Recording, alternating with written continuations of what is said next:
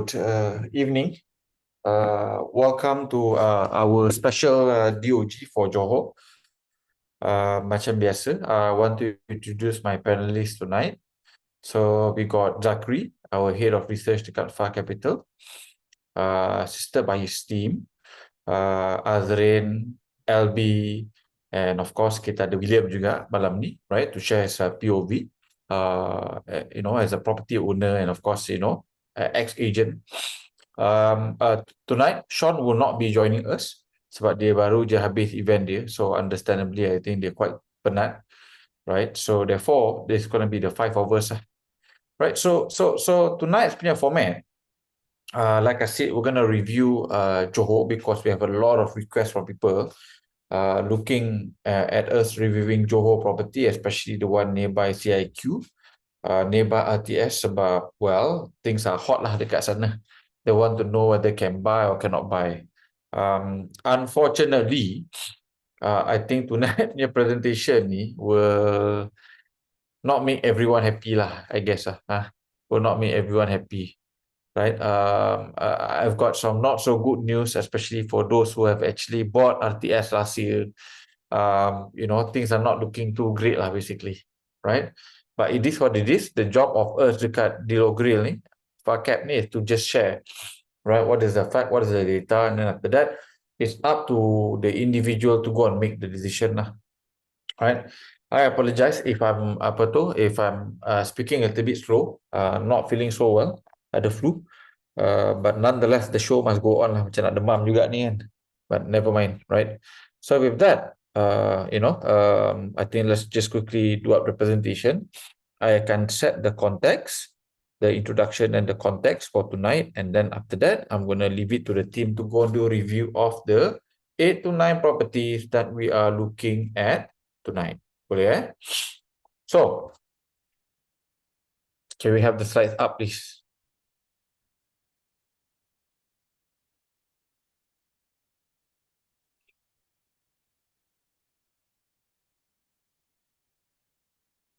All right. Okay. So, while we're doing this, very straightforward, we want to provide an independent, different, factual guide, right? Data-driven guide for those who are looking to either buy investment property ataupun own stay property in Johor Bahru, right? So we also want to uncover the incorrect facts being used to go and sell this property as of today by the agent or the property developer. Like I said, the whole idea is that I think JB has gotten a bad name because 99% of the people who bought in JB, for example, in the last, I would say, 12 to 13 years, all don't make money. So I'm hoping that people who watch this will be able to learn how we actually make money, because I said 99%, right? So we're the 1% that basically made money. I'm hoping that we can share the secret how we go about and do this tonight, right? So I'm hoping that more and more people can actually make money in Johor Bahru especially, but you can only make money when you actually buy the right property. Most importantly, you have to buy it at the right price point. Okay, so that's the reason why we do what we do lah at Deal or Grill.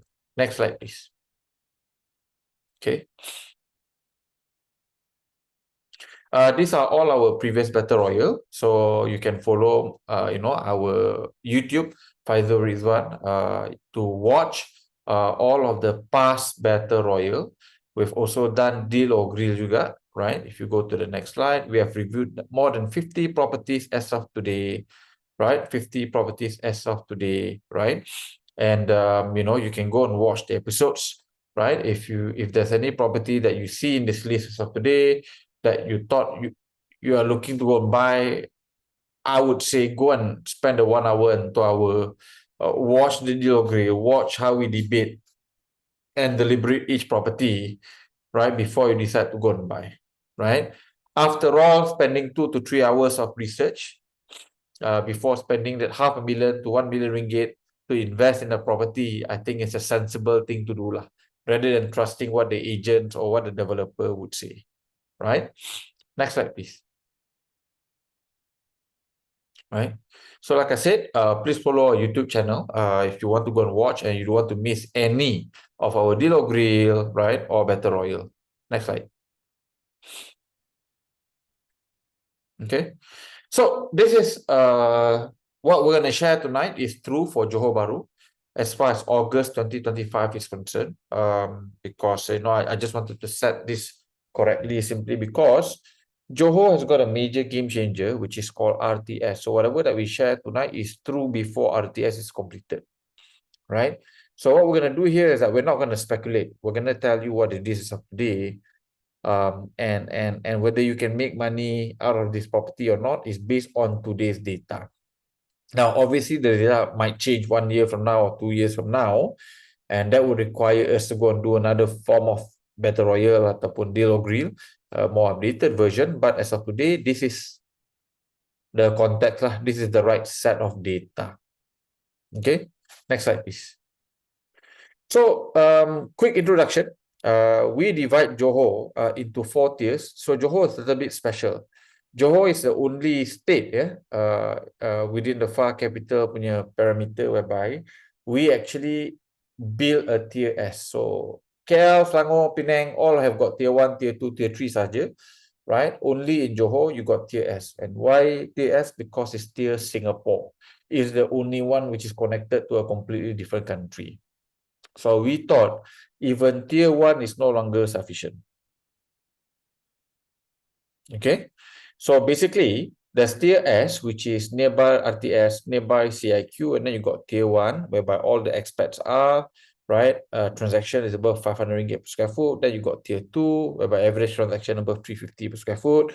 Then you got tier 3 whereby average transaction is actually below 350 per square foot, right? So this is just to give you a sense, right? So tonight majority of the property that we're discussing is going to be tier 1, tier 2, and tier S. We got no tier 3 properties tonight. Okay, next slide, please. Right now, if you're wondering what is tier 1, what is tier 2, what is tier 3, what is tier S, these are basically the segregation of the area, right, in Johor Bahru, whereby we have basically defined, right, based on the current property prices, also based on the current rental value, right? So TS again is RTS CIQ special. Only the ones walkable to the train. RTS is deemed as TS. And then you got tier 1, right? Whereby average property price above 500 ringgit per square foot. These are Yodanga Bay, Medini, Iskandar Putri, Molek, GBCC, South Key, Bukit Indah, Horizon Hills, and Forestry. Then you got tier 2, which is a local favorite, right? Tak banyak people from Singapore go and buy ataupun stay there. But the middle to upper class local, the T20, M40, T20 all stay here. So your Larkin lah, Austin, Nusa Jaya, Plantong, Senai, Skudai, Dato On, Ecotropics. These are all example of tier 3, tier 2. Okay. So the whole point kenapa we have to have tier is because you want to make sure that you don't overpay based on your tier. Okay. A lot of people today, if you look at many of the property launches that we're going to discuss tonight, I guess, and this is the worrying part for me, right? You will see that tier 2 property selling at tier 1 prices, right? And tier 1 property selling at tier S prices. So the surest way to lose money, right? The surest way to lose money is when you overpay. So that means you go buy tier 2, but you actually pay tier 1 prices. That is a certain guaranteed 99.99% of the time you're going to lose money. Okay. So remember guys, understand tier, understand what's the median of each tier, and then after that, make sure you don't overpay. As long as you don't overpay, you're actually quite okay already, right? It doesn't mean that you're going to make money confirm, but at least you're not going to lose money the moment you don't overpay. Okay, next. Right? So this is just to highlight, right? As of today, guys, just talking about tier S, which is nearby RTS, which is the hottest area in the whole of Johor Bahru today, right? There's 17,000 units. This is already approved and ongoing. right? New unit, ongoing construction is already 17,000. Now, if you look at the existing supply, you got R&F, you got V Summer, Sky Habitat, Tri Tower, and all of that. So your total supply today is easily in the next 5 years will be 20 over 1,000, or within that 2 kilometer radius to RTS. Now, let me ask you this, guys. Do you think there's a lot of unit, guys? 20 over 1,000 in that small square of 1 to 2 kilometers radius? Is there a lot of units, guys? Right? Now, this is crazy amount of units, by the way. Right? This is crazy amount of units. Again, this is not me coming and tell you don't buy, it's confirmed oversupply and all of that. No. Again, whether RTS site is going to do quite well or not, it really depends on the software. Right? It really depends on the software.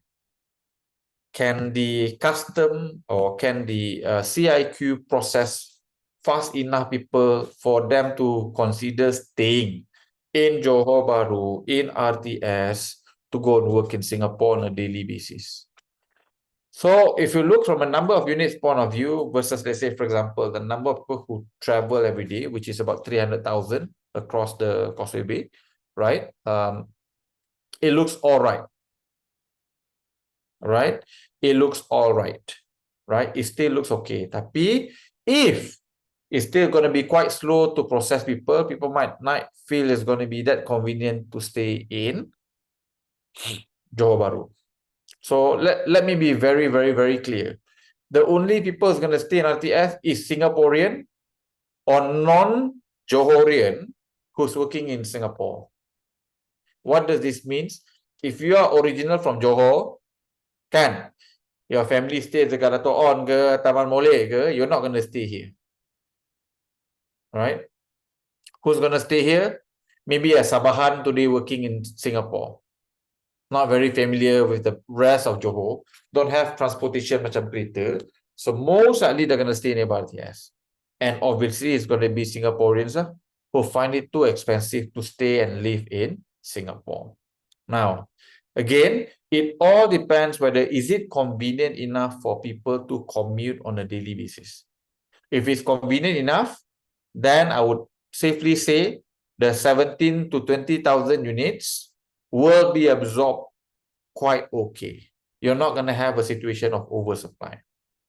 But in the event whereby the commuting is not convenient enough, then you're going to have an oversupply situation because no local Johorian will buy this. No local Johorian will stay here. It's really people who are working in Singapore, non-local Johorians. Right? So this is alarming for me. And there's questions here during chat, right? Is the number of units here greater than KLCC? And the answer is absolutely yes. Right? Bukit Jalil, 8,000 to 9,000 units. This one is already 17,000 approved and ongoing. And I've got another not so good news for you. There will be more coming. All right? There will be more coming your way. Right? So again, there's going to be a lot of supply. There's going to be a lot of options. Right? A lot of options. So therefore, there's no guarantee that everyone who buys here today, even though at 800-900 ringgit per square foot, is going to be guaranteed the opportunity of making money. Let alone of people who are looking to pay 1,002, 1,003, 1,005, 1,008, all the way to even 2,000 per square foot. Okay? So the agents will not tell you this. All right? Which is why you attend a session like this, so that you can understand what's the full picture. Now, if you still decided to go and buy, that's no problem, that's fine. But I think anyone who's looking to pay 500,000, 1 million ringgit to go buy something here should know that, hey, you've got a lot of competition coming. Okay, so be mindful of this. Okay, so a lot of units, guys. By 2030, we are looking at already above 20,000, all within walking distance to RTS IQ. So last time, like I said, there's the exclusive project is called R&F, is the only one with the link bridge, right, to RTS. Today, there will be a lot of other development who will also have access to link bridge. So suddenly, what made R&F special those days are no longer a unique selling point anymore. Right? So, again, guys, a lot of supply. Yeah, a lot of supply. So just be careful. Next. Slide, please. Okay. Now, second part here is that we don't recommend people to use capital to go buy property in Johor. Whether you are Malaysian or you are Singaporean, we just don't recommend the idea of using capital to go buy things in Johor, Bahru. Okay. Now, why do we say this? Especially people who are working in Singapore, one of the worst thing you can do is to actually convert your earnings in Singapore into ringgit, because the ringgit, from a policy making point of view, is designed to depreciate against Singapore dollar over medium to long term. Ringgit are not supposed to appreciate against Singapore dollar. Has got nothing to do with Malaysia as an economy, corrupt or no corrupt, Najib or Rosmah, all of this, or Anwar, has got nothing to do with it. Whoever the prime minister, no matter how clean the government is, the ringgit is designed to depreciate against Singapore dollar because Malaysia and Singapore is a key trading partner. Right? Singapore import a lot of stuff from Malaysia. Malaysia export a lot of stuff to Singapore. If the ringgit is too expensive, Singapore will stop importing from Malaysia. Not good for Malaysia. Right? If ringgit too expensive, cost of living in Singapore will actually go up because the cost of prices will also go up. Right? By the way, is the cost of living in Singapore today cheap or expensive, guys? Right? Despite having a strong currency, is the cost of living in Singapore today cheap or expensive? Right? It is expensive. So the comment all, no one is saying cheap lah. I feel poor going to Singapore. Right? I feel poor going to Singapore. Right? So I do quite all right in Malaysia. Right? But I feel very poor every time I go to Singapore. Right? So I cannot wait to get out. Okay. So everything just costs more in Singapore. Even my friends who are multi-millionaires in Singapore are complaining that Singapore has become more and more expensive. And they're still quite all right because they're young multi-millionaires, but the average guy is really feeling the pinch. Okay. So if ringgit depreciate, the cost of living will go up even higher because there's a lot of stuff that Singapore actually buy from Malaysia. Okay. So I mean, there's comment here. Cheap using Singapore dollars.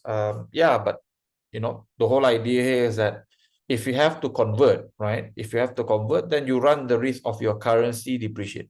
Because today we've seen a wave of Singaporean, either Malaysian or Singaporean, buying property in Johor and they're putting 100, 200,000, 300,000, 400,000 cash as down payment. Because why? Valuation cannot support.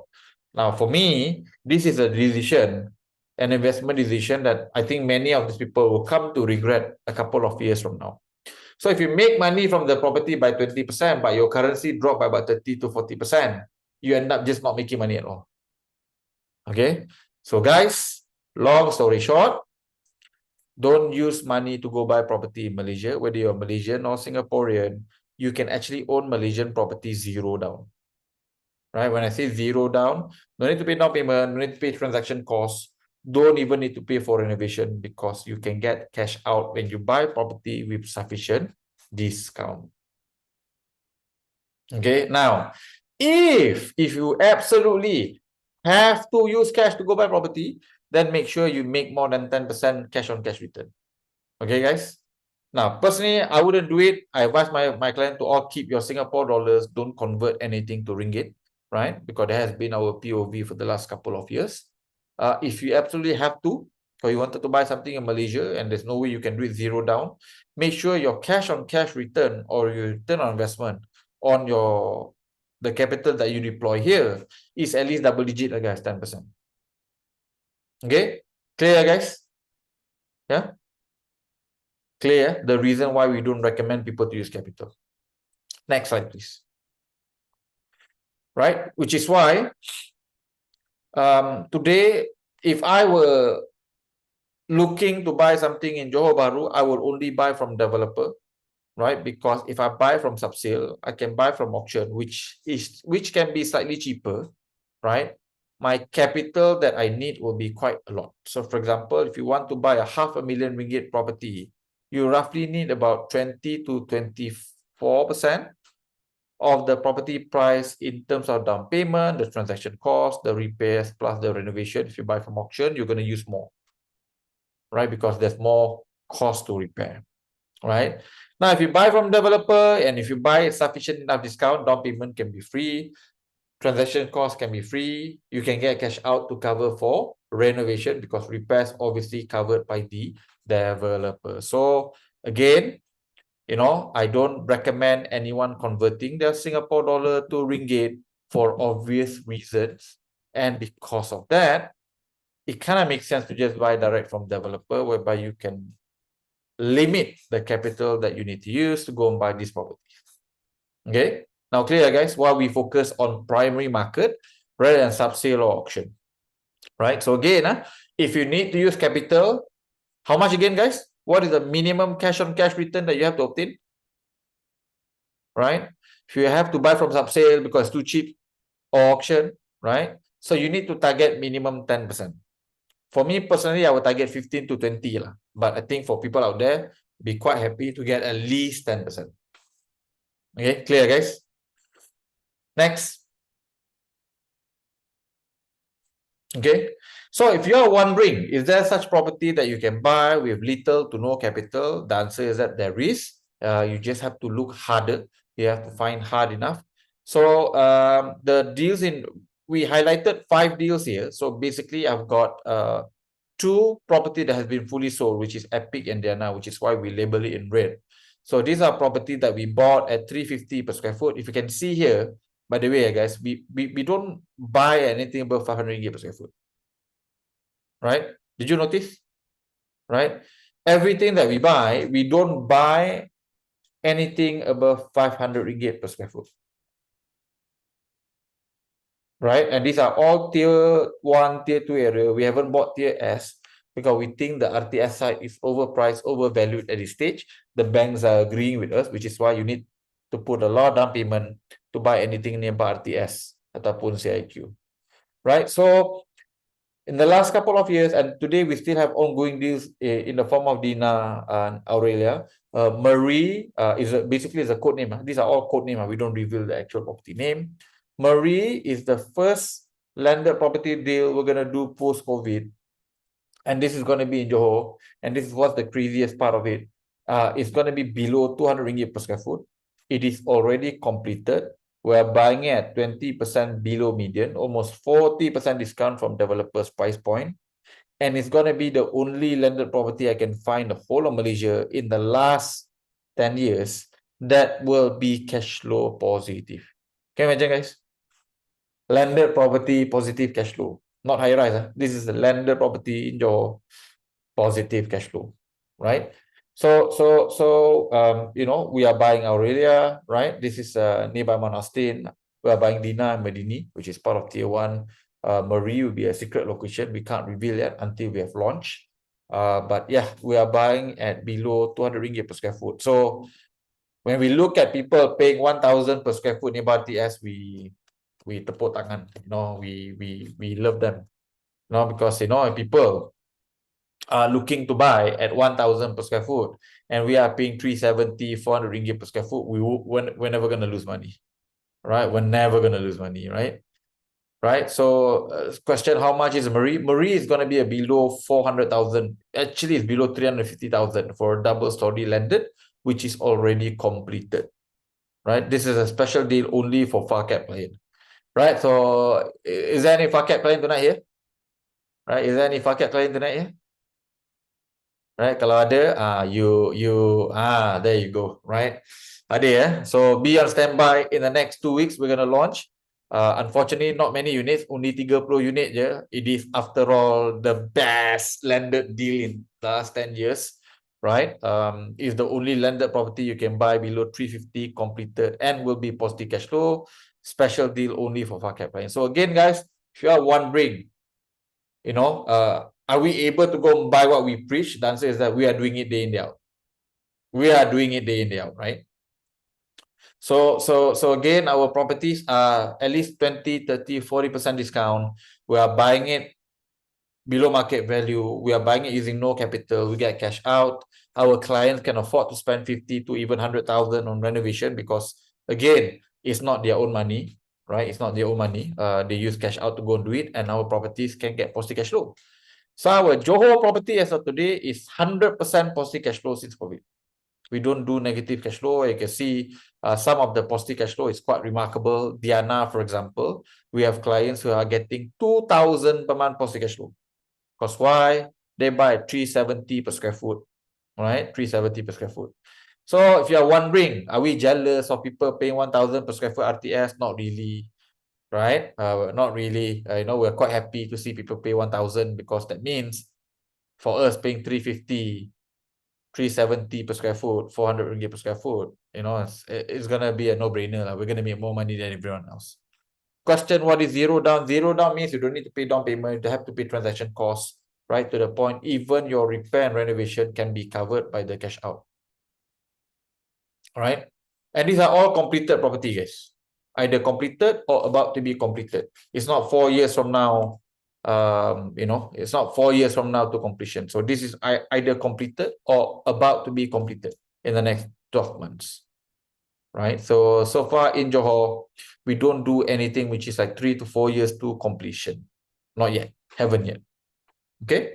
So guys, again, we are telling you to go do this. Don't buy, don't use capital, right? Go and buy property at 20, 30, 40% discount, right? And the reason why we can say this is because we are doing it on a day in, day out basis. Right? Day in, day out. Right? So it's what we are doing. Right? So if you can do it, I think you can find deals if you look hard enough that it might not be as good, but it's not going to be too far compared to what we are buying. So look harder. Don't be lazy, guys, right? Next. Right? So again, the reason why you don't want to use any capital in Johor Bahru is that in the event ringgit continue to depreciate against Singapore dollar, which it will, right? You don't have any currency or forex exchange risk. Okay, that's it. Right? We don't want people to lose money on foreign exchange risk. That's all. Okay, that's why we don't recommend anyone using a lot of capital to go buy something in Malaysia. And again, if you have to use capital, minimum what, guys? 10%. Yeah, cash on cash return. Next.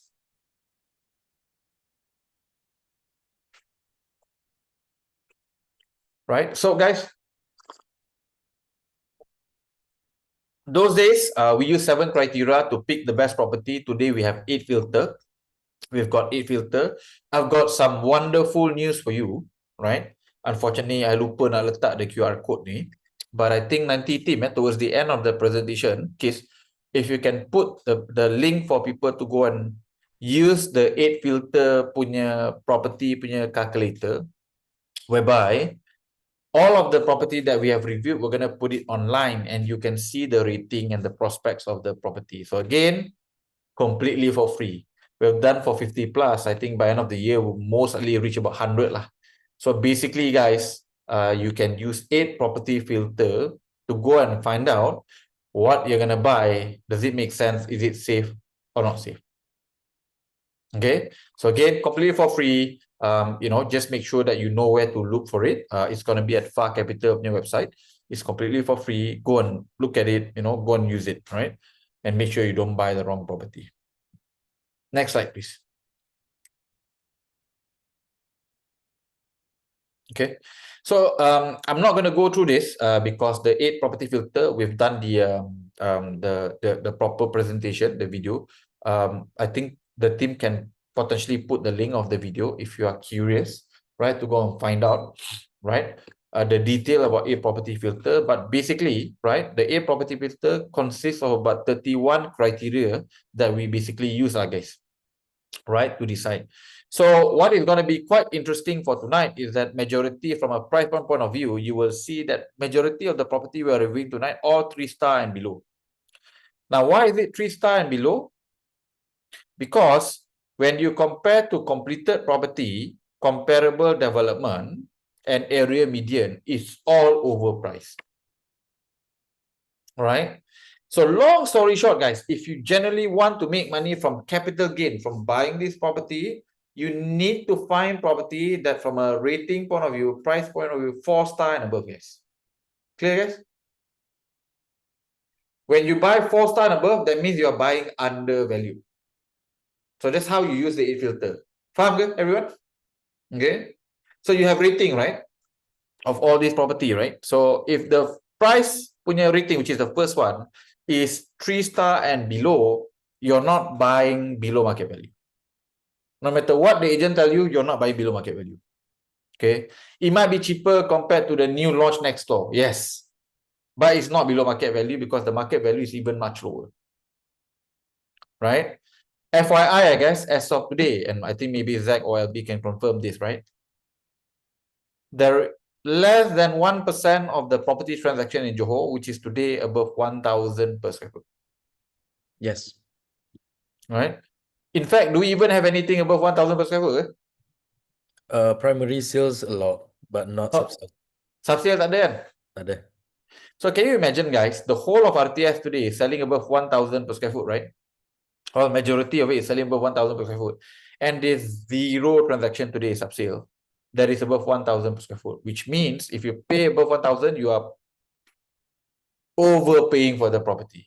So that means from a rating point of view for price, is going to be 3-star and below. Okay. So long story short, majority of this property that we're going to discuss tonight is all above median, which is why it's 2-star average.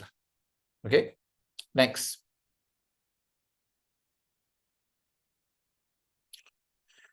Booster, we actually rate all of the properties we're discussing tonight as high, minimum 4-star all the way to 5-star. Kenapa? Because you got RTS, you got ART, which is the bus system though, and then you've got, kalau for example, the place has got mall ataupun office, it's going to be additional point. So I think there's a lot of exciting story coming up to Johor. So from a booster of future potential, is going to be quite high. So again, for majority of the property we're discussing tonight, price-wise, it's going to be 3-star and below, sebab everything is overpriced. Booster-wise is 4-star and above because, well, you got RTS coming, you got ART coming, and then you know, some places ada mall, ada office, ada hotel. Okay, next. Right. Now, for supply versus demand also, for tonight's example, there's going to be a lot of property that the rating of supply and demand is actually going to be quite low. Rating star is going to be 3-star and below. Why? Because again, the whole of RTS alone is already 20,000 units.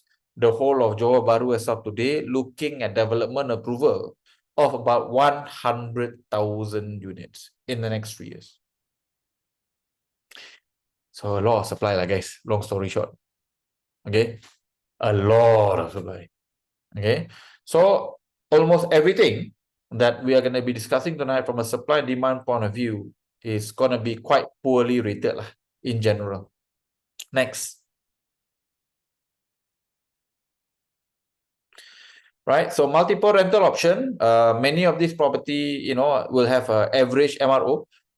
So you can rent long term, you can do co-living, right? There's no ban on partition so far in Johor, right? But there are going to be some of this property whereby you're not allowed to go do Airbnb, right? So therefore, the number of rental option will actually be lower. So this one, by each development, there will be different rating. Okay. Next. Okay. Cash flow basically determines whether are you going to get positive cash flow or not. Okay, so again, 8 filter is wonderful for those who are lazy, right? All you have to do, join DOG, right? And then go and check out your development.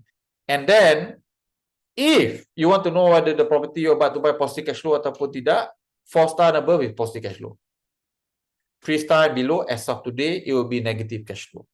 Or break even at best. Okay, guys? I cannot make it simpler for you, no, from a shortcut point of view. right? And again, this is based on existing data as of today, August of 2025. So remember, if you want positive cash flow, it's 4-star and above. Okay, next. Okay, now USP, it depends on the development. Some places have got rooftop pool, right? Some places have got additional extra facilities, right? And some of these condos that we're going to be discussing tonight is part of the township, right? So you got price, you got facilities, you got either township or master plan, and then you got layout lah. So if the layout unique, then you can get a additional star. If it's part of a township or master plan, it's also an additional star compared to a standalone development. If you have a very unique facility, you get also 1 star. Obviously, if the price point is right, okay, then you get 2 stars. So total maximum 5 star lah. Okay. Next. All right. So cash on cash return again. So if you want to have above cash on cash return from either cash flow or capital gain, you have to go for 4 star and above. Yeah, 3 star and below. 2 star means you'll most likely lose money. 1 star confirm lose money. 3 star, you buy and then you just sell the same price point. You don't actually make money after all costs.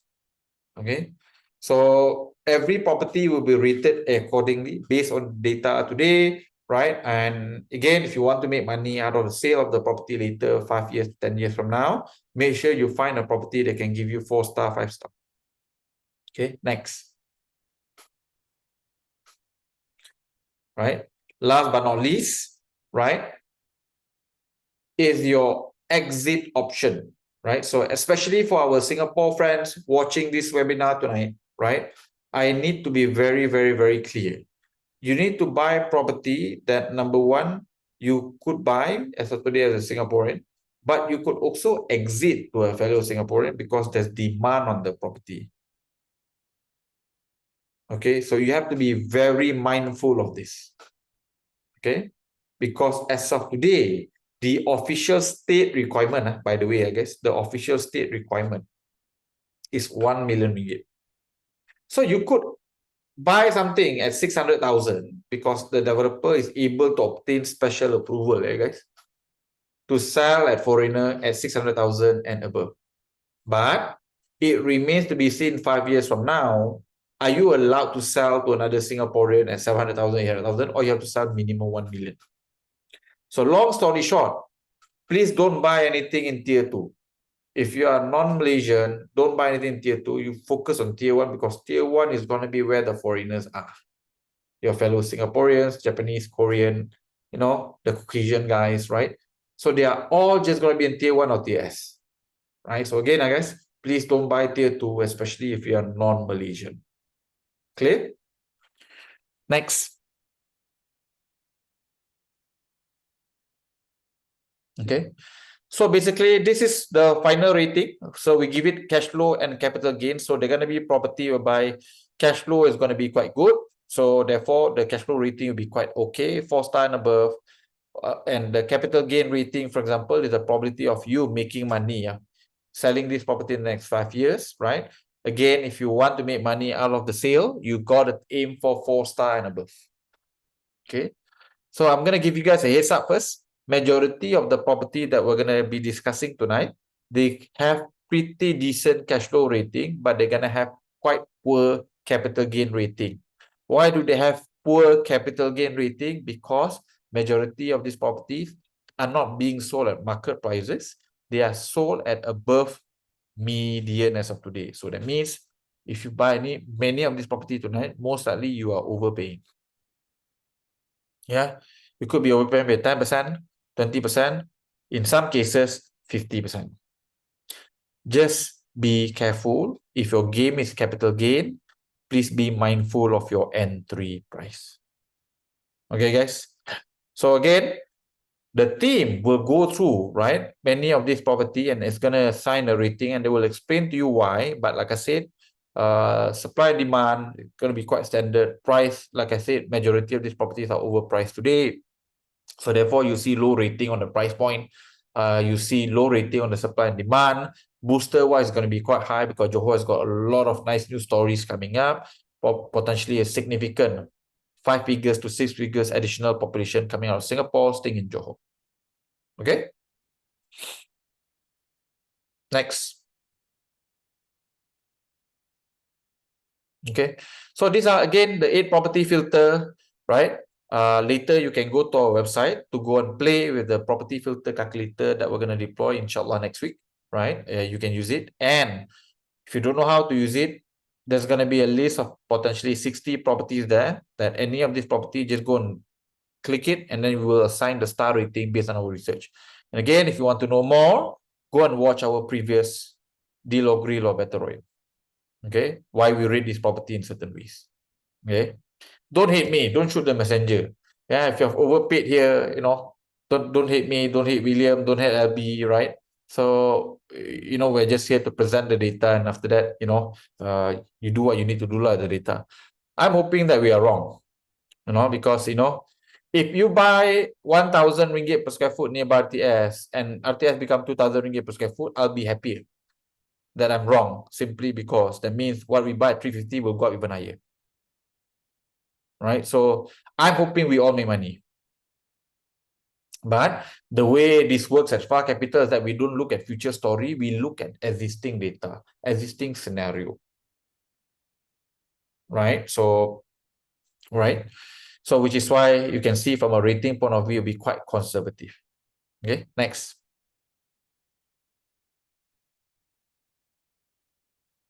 Okay, you can go and watch it on YouTube if you want to understand the full 8 filter, right? Next slide, please. Okay, so these are gonna be the 10 developments we are reviewing tonight, and we're gonna assign the stars so that you know which one to buy, which one makes sense cash flow wise, which one makes sense capital guide wise, right? So with that, I'm gonna hand over the floor to my team member. Right, guys, floor is yours.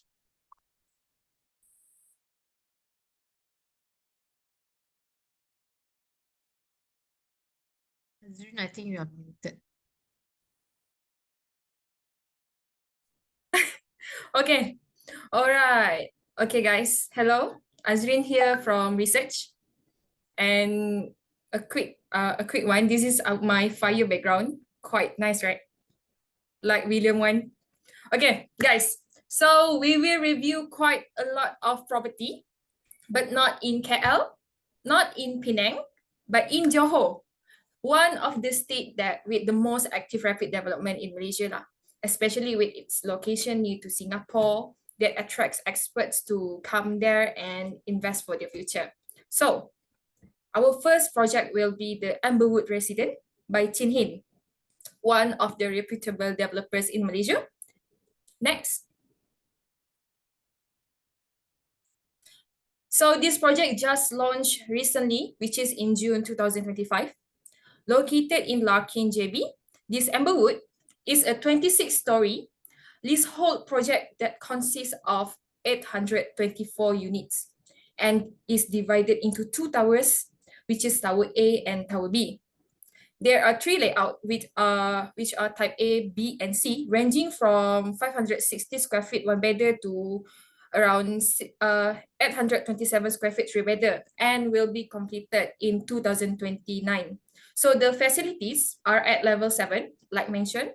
BBQ hub, jacuzzi, got a pool shower, kids pool, and etc. lah. Later you can screenshot. And one thing for sure, there's no rooftop facilities for this specific project lah.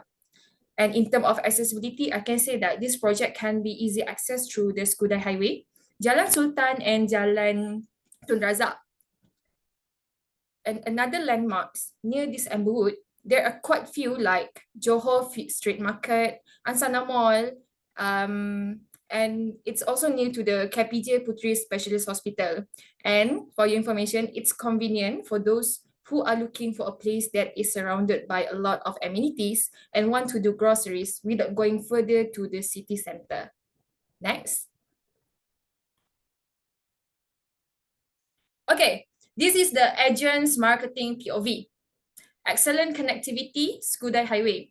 Agent advertise this project has a project with an excellent connectivity, whereby this Amberwood itself had easy access to the Skudai Highway that connect this Amberwood to the city center. For me, which is true because the location itself really gave easy access for our residents to go to a JBCC and CIQ.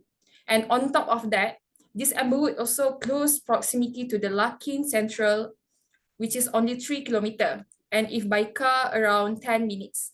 Okay. Next is the affordable price, whereby Amberwood can be considered affordable for a buyers who wants to buy a project with affordable price, as the price starts from 360K for smallest unit.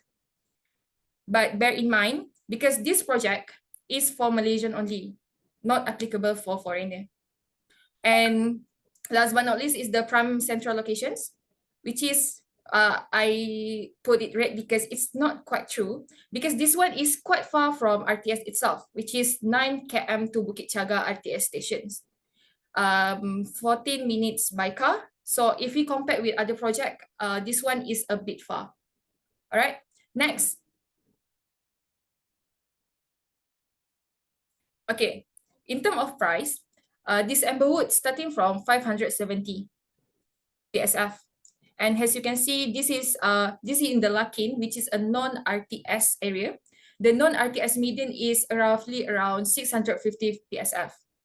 As for the rental projections, I took the nearest comparable, which is Epic Resident, less than 500 meters from the project, and the Vida height less than 100 meters from this Amberwood lah. So as we can see, even for the one bedder for Epic and Vida residents, it's starting from 1,005 and can go up to 1,008, the average rental projections. And even for 3 bedders specifically, for Epic itself, starting from 1,009, can go up to 2,008, while in the Vida itself, starting from 2,001 to 2,003. So if we can see if rental versus mortgage, right? If we compare to the 3-bedder, the mortgage for this Amberwood for 3-bedder is starting about 2,000.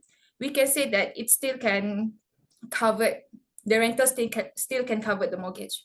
Okay, next. Okay, here we come to our popular star rating based on 8 property filter. First, this is based on 1-bedder layout. Okay, so as you can see, the price we gave 3.2 star with consideration of the price in the surrounding new and upcoming development, even though the net PSF is lower than the non-RTS regions, whereby we can say that this specifically project can be considered a bit higher if we compare to the development in the Lakitan. Okay, and cash flow, I booster 4 star, supply versus demand is 2 star, MRO 3 star, cash flow is 4 star, whereby we can see that the rental, as I said before, the rental can cover the installment and still can get a positive cash flow. Next one is USP 2 star, USP with the consideration of the price and the layout that is being offered. And on top of that, this is a leasehold development. Hence, we gave the USP is 2 stars after consider that this is the leasehold developed properties, because this factor, if I'm not mistaken, correct me if I'm wrong, Zakri, this factor, especially in Johor, can be a significant considerations for long-term investment, because the value of the leasehold properties might also depreciate as the lease shorters. Hence, we gave the USP 2 stars. And overall, after we calculating all these components, the ROCCG 3 star, ROC cash flow 4 star, Mayo is 2 star. The overall rating for this Amberwood for capital gain is 2.7 star, and cash flow is 3.4 star, subject to the reason that been shared before. So as for the rest, I believe we already justify this component in the early slides before on why we gave such a star rating to those. So I will just go quick lah. So next slide.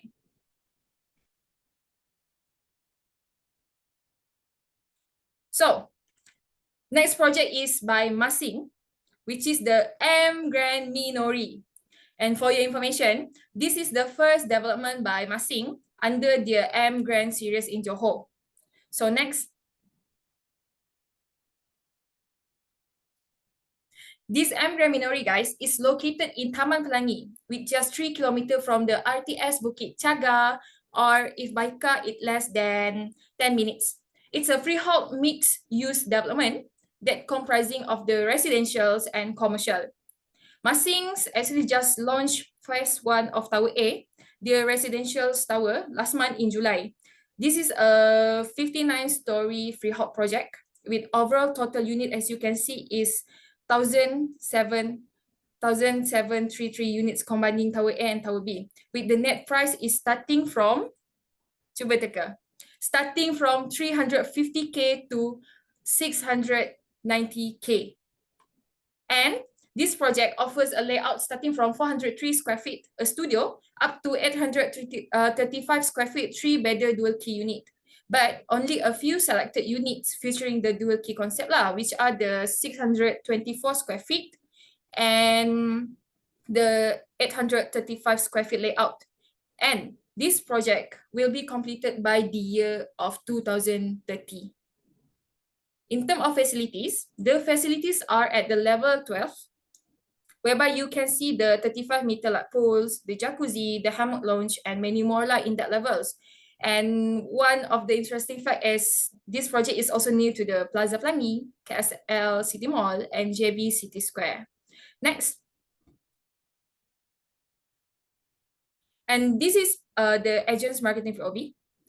This Grand Minori can be considered located in the strategic locations because it's near to RTS, with only 3 km from this project lah, to go there, and comes together with a practical layout whereby this project offered a dual key concept to the residents. And lastly, developer also offered a shuttle bus to CIQ and RTS, which is, for me, make it more convenient lah for a residents that working in Singapore if they consider to buy this project. All right, next.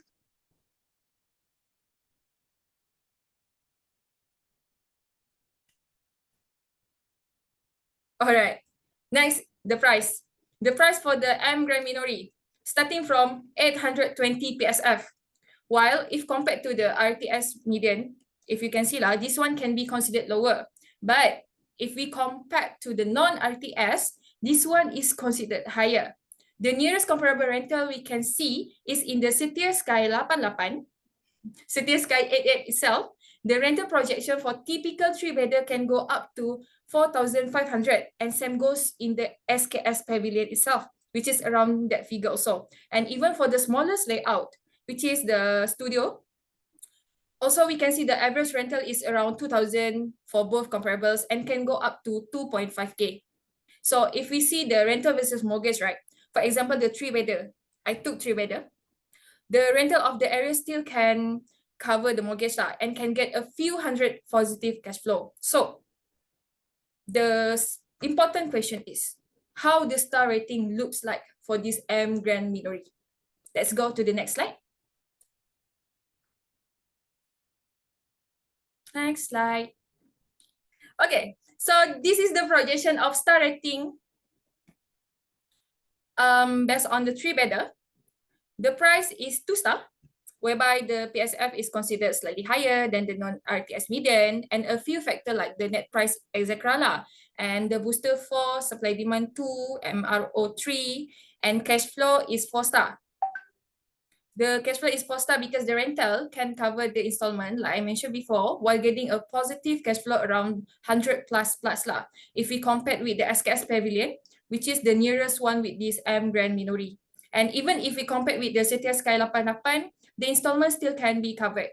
So, next is the USP. USP is only 2 stars.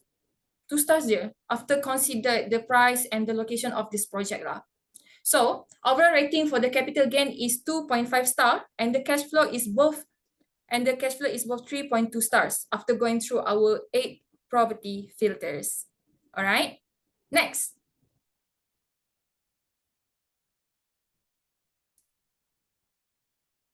Okay, Arden resident, Arden OBS. Okay, guys. Maybe not quite a lot of people know what is OBS. OBS stands for One Bukit Senyum. Okay, so Arden One Bukit Senyum. So a bit introduction about OBS. One Bukit Senyum master plan. This Arden residence is located in the One Bukit Senyum, and this One Bukit Senyum master plan is a mixed-use development by Astaka Kim Lun Sdn Bhd lah, or known as Astaka. And Astaka launched this One Bukit Senyum project in 2014 with the aim of transforming the site into a vibrant central business district CBD. So this development is under a freehold land and is planned in a multiple phases lah. So the first phase was the Astaka itself, and this is the JB's tallest residential towers. And the second phase of this master plan is the completion of a Grade A office complex, which is the Menara MBJB, Majlis Bandaraya Johor Bahru. And the upcoming third phase, which including the Arden itself, Arden OBS, has the first component of the phase, and then will be followed by future mall and the 5-star hotels. So many investors see this project, Arden, benefit from the strategic locations, and because of the locations is near to the RTS link and the Johor CIQ complex. So Arden's OBS is a freehold project with 618 unit across 68 stories. The layout ranging from the 797 square feet 2-bedder up to 1,007 square feet 4-bedder. And the completions will be in 2029. In terms of facilities, as you can see, screenshot first, this is what people advertise as a branded resident. Of course, the facilities will be the world-class facilities. So I can say that these facilities is quite good lah, because you can see there are infinity pool, gym, yoga studio, co-working spaces, golf simulators, badminton court, and etc. And this specific project also got a rooftop facilities like Herbs Garden and the Sky Garden. But for those who are looking for a rooftop pool, this project is not for you lah. All right, so next. So this is the agent marketing POV, whereby if you search the Arden OBS in the map, you can see in the map that this project is just next to the Astaka. In terms of direct access, the agent itself said that this project located in the strategic locations has it just 600 meters from the Johor Bahru Singapore RTS link and 800 meters from the Johor CIQ complex. It's just that this project is not a walking distance friendly because it's terhalang oleh highway, meaning there is no proper walkway to go to the RTS and CIQ. But because this project is surrounding by a major highway and nearby to the public transportation hubs, so it's really enhanced this Arden residents connectivity lah. So lastly, like I mentioned before, this project is a part of the OBS master plan and expected to be the second tallest residential in JB after the completion. Who is the first one? The Astaka, the located next to the Arden OBS. Okay, next. So how about the price? The price for this Arden is starting from 1,003 PSF, while as you can see, the median areas for the developments near the RTS is roughly around 930 PSF. So I can say that the price is considered higher. The price is higher than the median area and might be due to a few reasons lah, like maybe because of the reputation of the developers or the nearby anchor itself, the Astaka. As we can see today, the median for the development is roughly around 1,000K above the latest transacted price. Okay, and in terms of rental, the rental of the nearby comparable like the Astaka, which is next to it, and the SKS Pavilion, which is only 5 minutes from this Arden. As you can see, the rental in the Astaka, even for 3-bedder, you can see, can go up to 7,500 and 8,000 for 4-bedder, which is quite high. While in the SKS Pavilion, the specific 1-bedder itself, the highest rental can be seen around 2,004, and 3-bedder is around 4,000.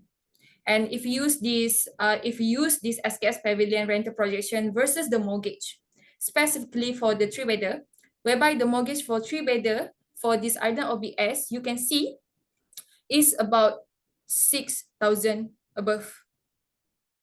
So we can say that this is not a cash flow friendly lah for those who are seeking for a positive cash flow. All right. Next. Okay. Next one is the star rating. And first, this is based on the three-bedder layout. And for this, I will go through very fast again, because we still got a few projects to be reviewed. So you can screenshot first. The price is 1 star, has this project selling higher than the median areas. So next is the cash flow. Cash flow is 2 star, has this is not a project. What I can say, has this is not a cash flow friendly project. Okay.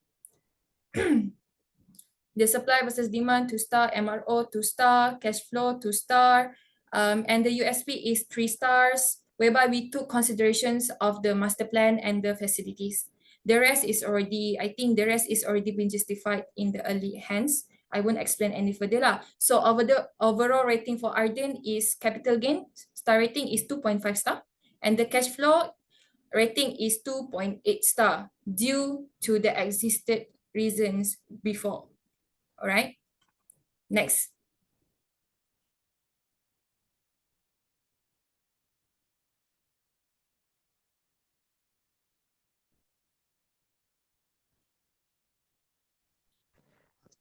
Okay, thank you, Azrin, for the great explanation. So I will continue the presentation. Can you guys hear me? Okay, I think yes. So so the next one we have is Causewayz Square by Exim. Last time it was named over the road name because they haven't gotten the APDR and officially launched. There was previous was called Exim Bloomberg Kudela. So now they have actually have the official name is called the Causewayz Square JPCC. So for this one, as mentioned before, there will be 4 towers. So currently they have actually launched their 2 phases, which is the first is their Mana Suites and the second is their residential tower lah. So in terms of tenure, it's a freehold. So layout wise, they have dual key layout. So for residential block as well, they also have 3-bedroom or dual key convertible units. Completion is about 2029, number of stories 45, facilities, they have rooftops, swimming pools, gyms, car lounge, co-working space. Okay, so probably the specialty of Causewayz Square is people are hyping on is probably the RTS lah. The CIQ is about 850 meters away. There will be a cover walkway lah. So from this development, agent is actually promoting from the sentiment that we can see all around is because probably it's their cover walkway. Second is the integrated commercial area. There will be some commercial lots underneath. And also their proven track records in management for their Mana Suites. So when I engaged a few agents, they was telling me and they were showing me the one they have in KLCC because Exims they have no track record in JB yet. So they have shown me the one in KLCC, which is Scarlet Suite. So saying that they have a quite good return from their Airbnb as well, and how Mana or Teams managing on their Airbnb lah. So in terms of this kind of management, they have a good track record for this one lah. So they have taken their best performance, I guess, of across all his Axis Mana profile. The best probably falls under Scarlet's because other than that, like explorations, and the one in Old Road is not that performing as compared to KLCC because KLCC is the main tourism area, right? So the next one is talking about the high ROI, stable income from rental, because they are comparing all this with our R&F brother, and because of the layout, so they are going to add partitions and also the dual key convertible units is going to maximize all this. And in terms of probably it's a short supply of Airbnb or hotel operator in this JB City Center as for now. So they are looking forward to explore in terms of these Airbnb markets. So they have promising this kind of high ROI return from this Causewayz Square. So probably the downside of this exit product is the high density, because in terms of these 4 towers and the total future spaces they're going to launch is going to up to about 4,000 to 4,005 units lah. So in terms of density, they will be considered quite high density lah. Of course, you can't compare the density levels to R&F because R&F acres of land is about 116 acres. So Causewayz Square from Exim is about 4.18 acres. So in terms of land size, it's actually way smaller lah. Okay, so that's why I consider this will be the density level is considered a bit high. So in terms of the price point, the net price per square feet is about 1,003 per square feet. So median as per today, RTS area is about 930 per square feet that I have got from these twin residents. Then in terms of rental, we can see mainly the best comparable I want to look forward probably is R&F. So you go for the studio is about 2002 to 2005. So this studio probably referring to the dual key unit. So when you rent out the part of the dual key, one of the studio, you can rent about 2002 to 2005. I believe this is achievable because in terms of the walking distance, vicinities for this causeway is also quite feasible compared to our R&F another future phases lah. So in terms of room rental is actually quite good as well. Master is 1,006 to 1,008, median is about 1,002 to 1,004. Even car park in this JBCC area can be rented out as well. So for this Causewayz Square, mainly they either go for whole unit as in rent out as a studio, or they're going to rent out for room rental wise. So in terms of mortgage, the smallest you can get is probably about 2,200 and above. The biggest size is probably close to 4,002 lah. In terms of the projection they have given to me, was that the total return that you get probably falls about close to 1,000 plus is positive cash flow from this room rental, or even from the Exim mana-mana.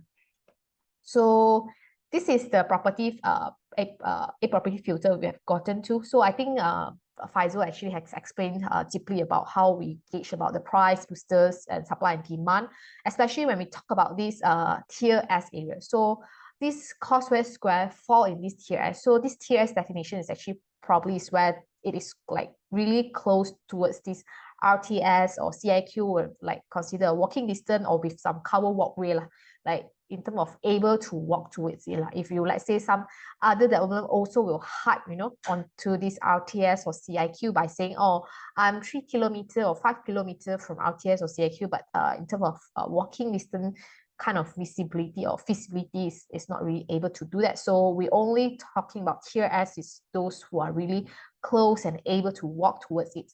So this Causewayz Square fall in between in terms of price as per today, this was launched about net about 1,003 per square feet. So transactions in the area is about 930. So price wise is slightly about above about 30 to 40% above the median. So boosters wise, because this is going to be pretty close to our CIQ RTS station and also ARP station, hence the booster is 5-star. Supply and demands as well, we see as you guys see in the very first page that we have presented. Currently the supply in the area is about close to 20,000 units, as in completion in 2020 to 2030 lah. So those who have completed like earlier on, like example R&F Phase 1 is also being counted in because there will be much competitors coming up. Okay, so MRO is 4-star because this is able to do like short-term, long-term co-living, room rental. Cash flow is 4-star because it's going to give you positive cash flow. In terms of USP, because of the I would say the layout comfortable, and also the facilities, they have rooftop facilities for catering for the another kind of thing. So hence it was given 3-star. Return of capital gain is 2-star because for this project you have to put out a bit of down payment as for now. Return of cash flow is 4-star. MEO is 2-star. Capital gain rating is 2.33. The cash flow rating is 4.0 for this Causeway. So that's all for this. So the next one we have is the other one which is our cool brother called R&F Phase 3. So we have Phase 1, Phase 2 already down, is currently the Phase 3. So for Phase 3, the number of total units is about 4,385. This is a freehold. Size-wise is studio up to 4 bedrooms, okay, about 1,556 square feet. Completion is about 208, number of story 56, facilities, pool, gym, basketball court, badminton court. Amenities is going to be similar like our Causeway or the Exim one, because it's also talking about this walking distance towards this CIQ, but this is slightly further. It's about 1 km ish, okay, to walk to. So you have to walk to 2 to 1, so from 1 walk to the CIQ lah, okay. So it's about 1.3 kilometers away from the upcoming RTS lah. So for this one, people are talking probably is located at the golden intersection of Malaysia and Singapore, when last time when we have R&F Phase 1. Okay, so foreigner-friendly property, luxury and modern design standard, it's a freehold linked to mall and CIQ. So this is what agent is promoting lah. But on the other sides, people are talking about R&F. Is probably on, people might say connection wasn't that good. People might concerning about the work and things lah. And this R&F Phase 3 is slightly distant, I mean, a bit slightly further down lah, as per compared to all the new launches that we're seeing like closest towards CIQ. So this one would be lose out a bit on terms of this distant kind of thing. So hence, surprisingly, we actually did this R&F Phase 3 last time. That was during the pre-launch stages, so they haven't finalized the final stages last time. So now they have actually finalized and they got the IPTL to promote. The net and also the rebate that was given counting to the net is about 980 per square feet to 1,000 lah. So surprisingly, they have been reduced in terms of these prices lah. So probably maybe the sales wasn't that great, because you can see all the other that launched that closest towards the RTS CIQ was selling at a higher price point, and the sales were doing quite well, but it turned the other way around for this R&F Phase 3. So the net is about 980 per square foot you can got from this R&F already. So in terms of rental, you can compare to our current the R&F rental lah. So for mortgage wise, the one bedder is about 2,006. Okay, all this is for the room. I mean the payments you go for your loan mortgages, right? But most of the development have in R&F, they have either go for whole unit or they're going to go do room rental for better cash flow lah. Okay, so for their bigger size 4 bedders, you can see it's about close to 5,008. So they probably have to go for room rental to make the positive cash flow. So this is how it come up with the price. The price is 3-star because the current net price was about 980 per square feet. It's not too far from the area median transacted. But unfortunately, if you're referring to R&F Phase 1 and 2, there's no sub-sale transaction yet. Okay, so that transaction was from the area. So in terms of booster, it's 5-star. Supply and demand is 1-star. MRO is 4-star. Cash flow is 4-star. USB is 1-star because it's to us is quite kind of basic layout. It's quite a standard. There's no like flexible dual key layout, even though all the new launches has been trying to launch in much more layout friendly kind of type, but they still stick to their old school kind of layout. So in terms of USB, it's just like they copy paste. So to us, maybe this will incur a risk for this kind of major development lah, when you don't have really some unique selling point for your phases that differentiate all these phases. That's from our point of view. Return of capital gain is 2-star. Cash flow is 4-star. So NEO is also 2-star. Capital gain rating at the final is 2.3. Cash flow rating is 3.6.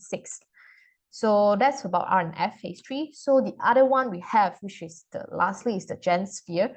This is the Majestic Phase 2. The first one is Gen Rise. Okay, so this is another hot selling one. So number of units about 996 units. Is a freehold. So they have a small size. They have dual key. They have loft unit.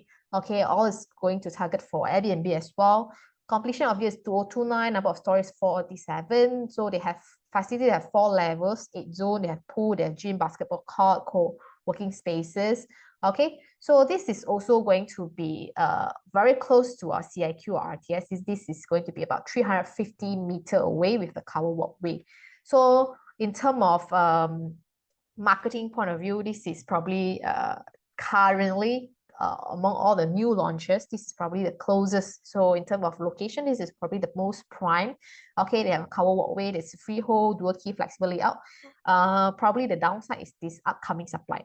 So the difference between Exim is high density because it was comparing to its own development itself. But we talk about Gen Sphere, we are talking about upcoming supply because yes, as per you referring to all the slides we talked before this in our supply and demand in the area is like close to about 2,000 units in the area. So 20,000, sorry. Okay, so this is the upcoming supply, probably is causing some fear of a lot of investors looking to buy into the area lah. Okay, so in terms of the prices, this is probably one of the, I would say, lower in terms of price point that we're launching. But we can't compare to this to R&F because R&F was launched below 1,000. This Gensphere closes was launching about 1,002 per square feet.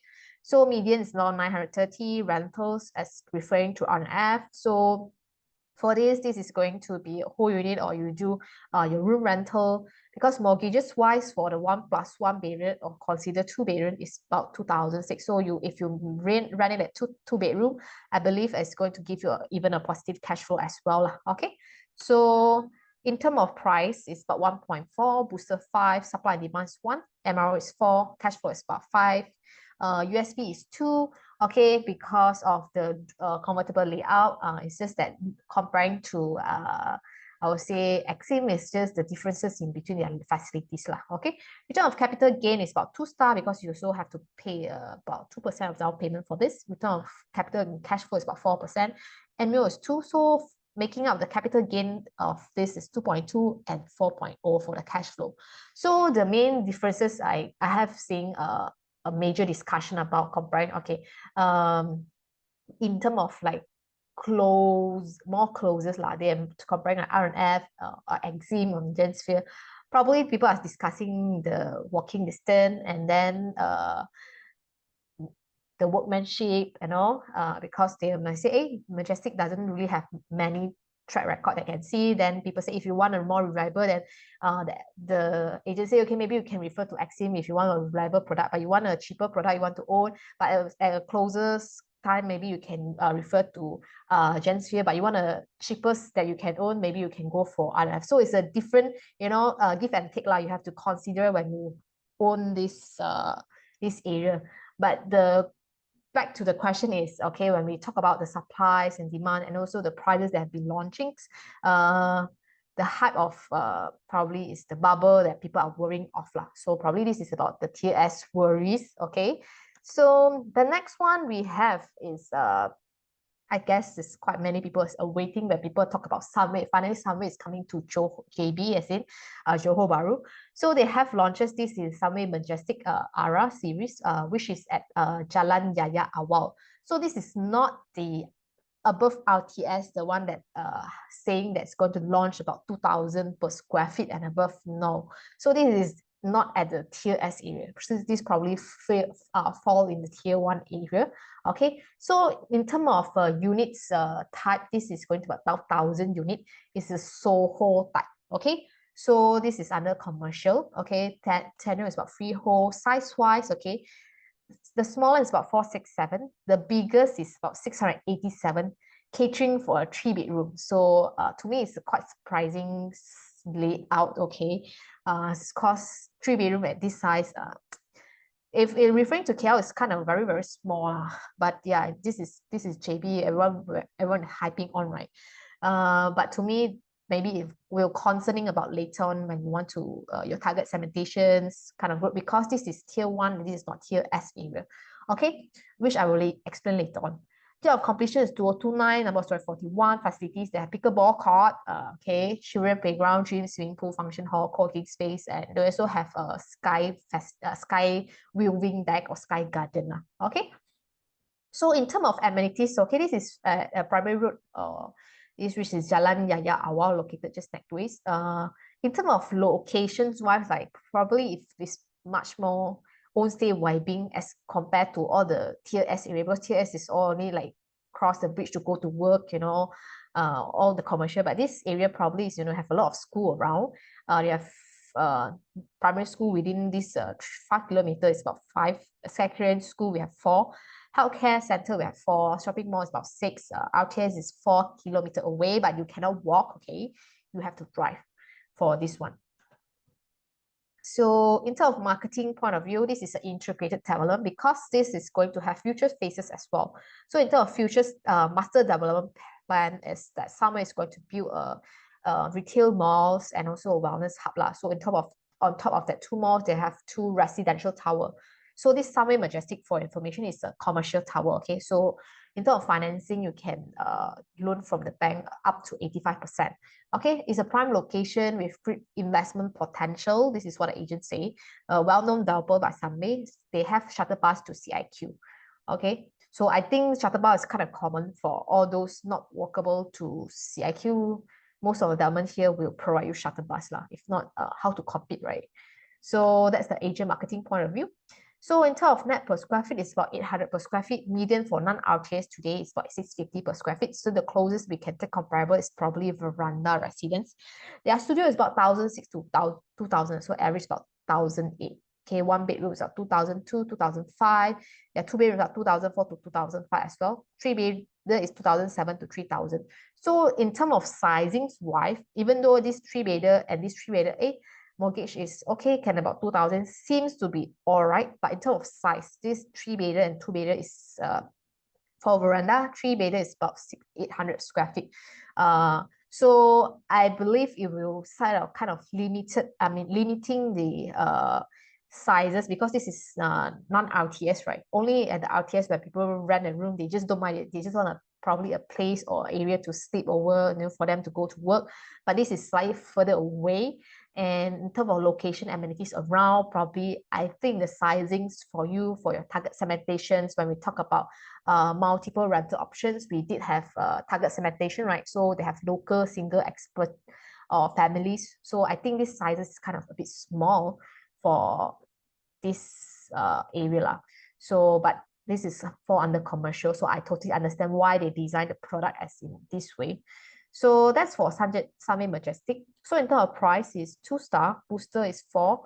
Supply and demand, because this is a bit slightly away from the RTS, TS area, so we only consider those closest vicinity towards this Sunway Majestic area lah, okay? So supply is about 2-star because counted about 6,570 units, okay? Multiple rental option is 2-star because this is a bit limited, the sizing as well. So you can't really do another more room partition lah for it. So this is 2-star. Cash flow is 3-star. You're just about to break even, okay? Not going to give you positive cash flow. USP is 2-star, okay? Return of capital gain is 2-star. Return of capital cash flow is also 3-star. Multiple exit option is 1-star. Okay, capital gain rating finalized is about 2.17. Cash flow rating is 2.8. So that's about Sunway Majestic. That's a bit away from the tier S. This is for on the tier 1 area. Okay, so the next one we have is Paragon Gateway.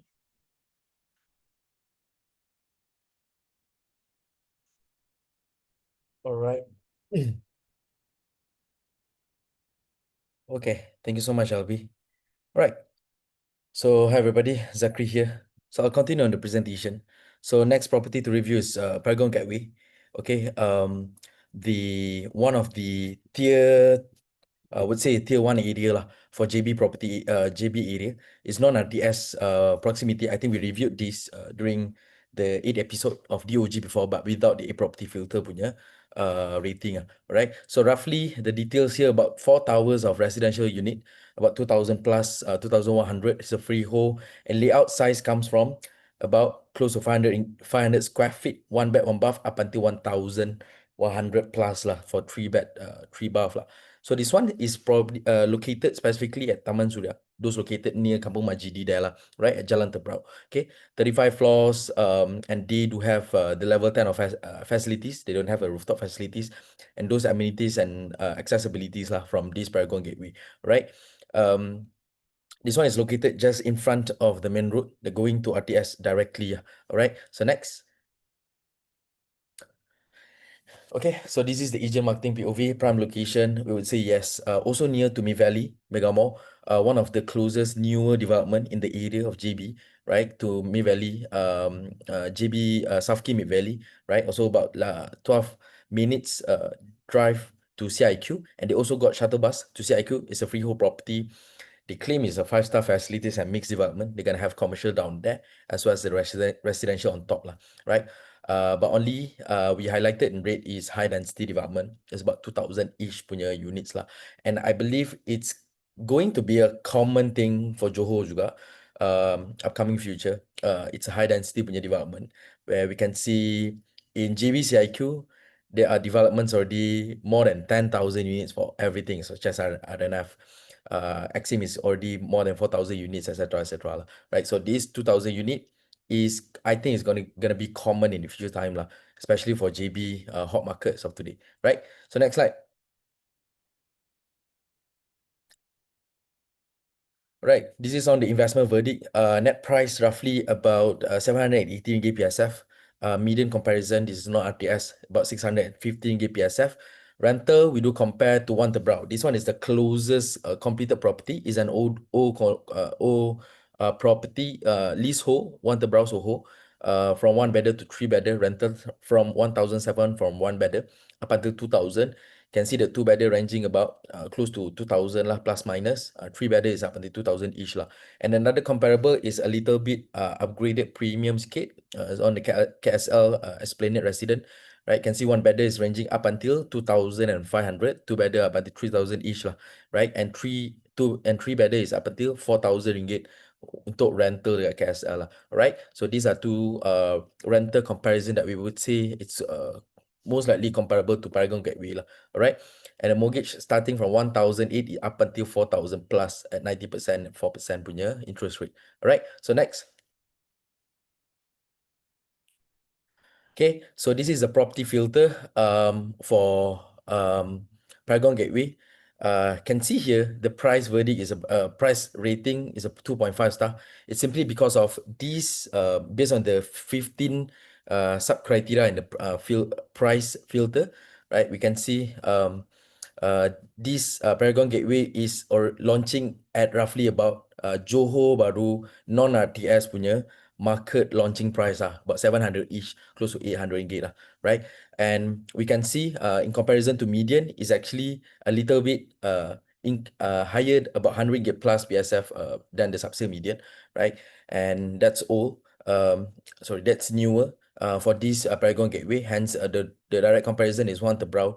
Hence, you can see the price rating is about 2.5, right? Booster is a 4-star, non-RTS. Supply versus demand 2-star, MRO 2.5 star. Cash flow is a 4-star, simply because the price is okay with the layout size is, we would say is correct, right? Hence, you potentially can meet at the slightly break even up until positive cash flow punya rental lah dekat Paragon Gateway, right? For USP is about 2-star. ROC capital gain is 2-star, cash flow is 3-star. Multiple exit option, MEO is a 2-star lah. Hence the final rating is about 2.6 star. Cash flow rating is a 3.1 star, right? At 780 ringgit freehold.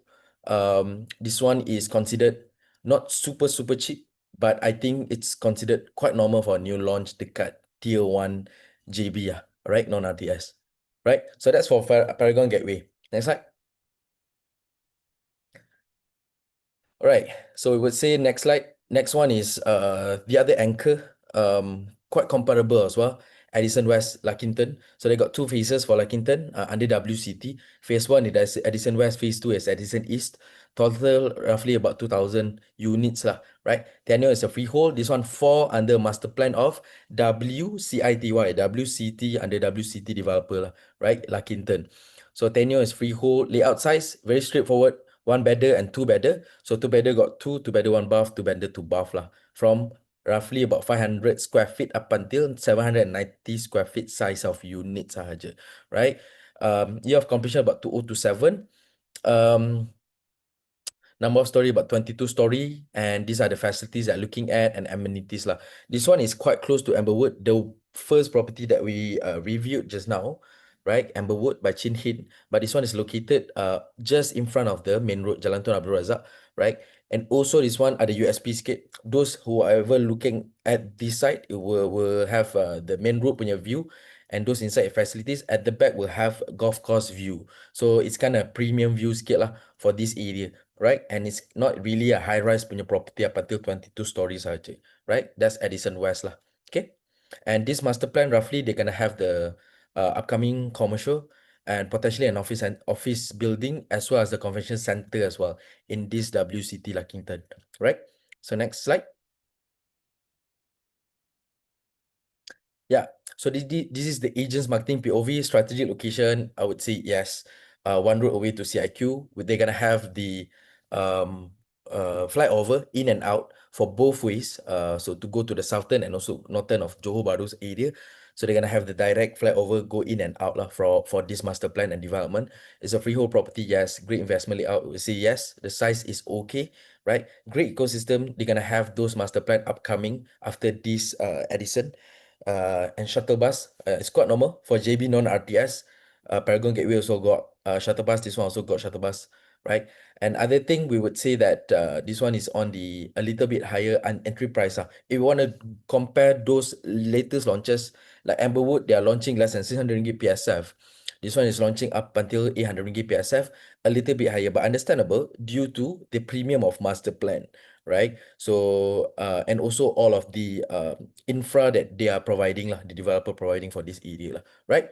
So next slide. So this is on the investment verdict. Net price roughly about 780 up until 800 ringgit PSF, roughly around that, right? Median again 650 ringgit PSF to compare. Rental again, this one is really near to Epic Residence and Veranda Residence, those under MBW, right? So you can see the rental from 1,000 to 1,005 to 1,008 for one bedder, three bedder up until 2,008. For Veranda, one bed studio 1,008. One bedder is already above 2,000 ringgit up until 2,003 as of today.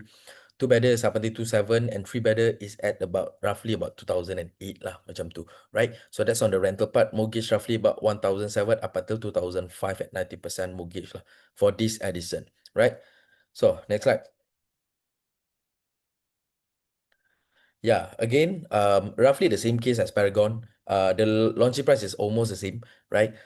We would say that the price rating is more or less the same as well, due to the price is already at the market price of the launch price in JB non-RTS area lah, tier 1, tier 2 area, right? Booster is 5-star, simply because even this is non-RTS, but because they're gonna have the master plan, hence we give it a booster, 5-star for this Edison West Lakinton, right? Supply demand 2-star, MRO 3-star, right?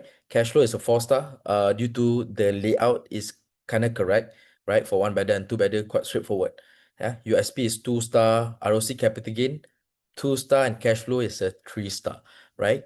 MEO is a 2-star, okay? And the final capital gain rating is at about 2.8-star, and cash flow rating about 3.4-star, right? And it's quite normal to have more than 3-star lah for cash flow rating dekat JB as of today lah, right? Okay, so that's for Edison West. So next. All right, so all right, so we are improving our calculator from time to time. So scan the QR here and put your request on what you want us to review. All right, so scan the QR here and put your request on what you want us to review. So as of now, we already have about 60 plus 70 properties that already review overall after we launch the e-property filter, right? So probably after you scan and send your request, probably we will select property to be reviewed, especially we prioritize the hot ataupun the most requested property as possible, right? So scan your QR here and submit your request. Team, please help to post the link also in the chat box. For especially joiners lah, especially those in Zoom access, and those who are still in TikTok or YouTube, come and join us in Zoom and get access to this lah, and can ask question also, right? Another context is calculator already up, already finalized, but there's not much property again in the list, right? So please help us to fill up the form. Hence, many of you can come and refer on the calculator lah. Again, scan the QR here and put your request on what you want us to review. All right. So yeah, team already shared in the chat box. You gotta go and click to the form lah. All right. All right. So next. This is the last property that we are going to review. Quite hot. People talk about it. If you look at the Loyat, a lot of people talk about this, like a lot. They don't have name yet. So this is under UOA. They call UOA Johor upcoming project, right? The plot is just next to ART proposed station, and also just nearby about 400-meter walkway to walking to RTS Bukit Chaga station, right? So again, next to ART station, about 400-meter walking to RTS Bukit Chaga station lah, right? So this called UOA Johor, dekat dengan RTS JB. So next slide. So just for context, right? We've done our study in JB. So this is one of the property under 13 property completed versus upcoming launches ataupun under construction in Johor 13 properties that have covered walkway or link bridge to RTS or CIQ. And UOA Johor is one of them out of that 13 lah, right? So yeah, not much information gotten since this is not haven't launched yet. I think they're going to launch about in 1 to 2 months from now, right? For this UOA Johor. Tenure is freehold, right? It's located at Jalan Tun Abdul Razak. So this is the main road. Looking at those, if you go straight to the Lakin area lah, right? So the layout size roughly as of today is roughly about 650 square feet up until 2,200 square feet. So this one is based on the whatever available information today lah, right? From 2 bed up until 4 bed, 2 bath, right? Year of completion, if they launch this year and they're looking to complete about 4 years plus macam tu lah, plus minus lah, right? Roughly about 2028 or 2029 macam tu. Alright. And number of story pun tak ada, facilities pun tak ada lagi, even the name pun tak ada lagi lah, right? But the amenities and accessibilities from this area is more or less the same for those untuk RTS or CIQ punya property lah, right? So next slide. So this is the marketing POV based on the website. You can see very nice, very straightforward lah, direct proximity to RTS link. They're gonna have the cover walkway, seamless cross border JB Singapore, which is RTS prime location. Yes, we would say yes, and strong investment potential lah, right? I believe it's due to the location. Okay, so next.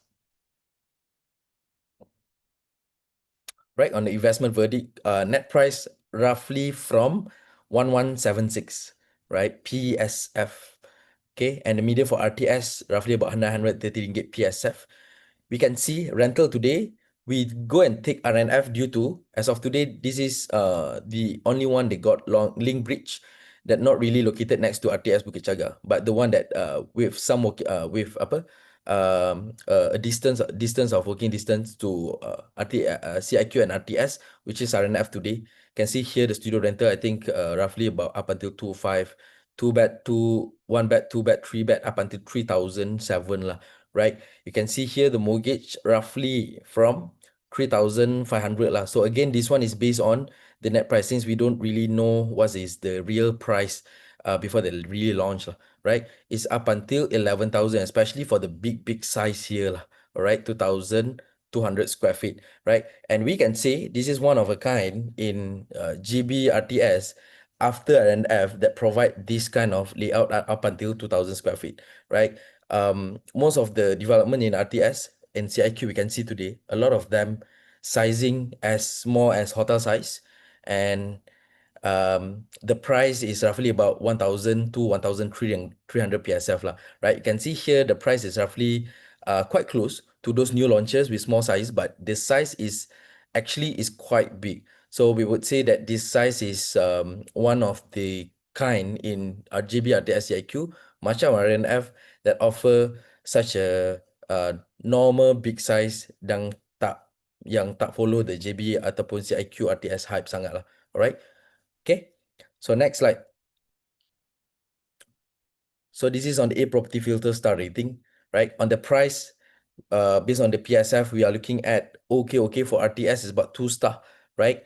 Because they are starting about 1176, slightly below 1,002 PSF with the link bridge, right? Booster is a 5 star, very straightforward. ART, RTS, demographic changes, right? Supply and demand, again, as Faizul presented an earlier of presentation, can see the number of supply by year 2029, 2030, we're looking at about 20,000 units upcoming, right, to the area.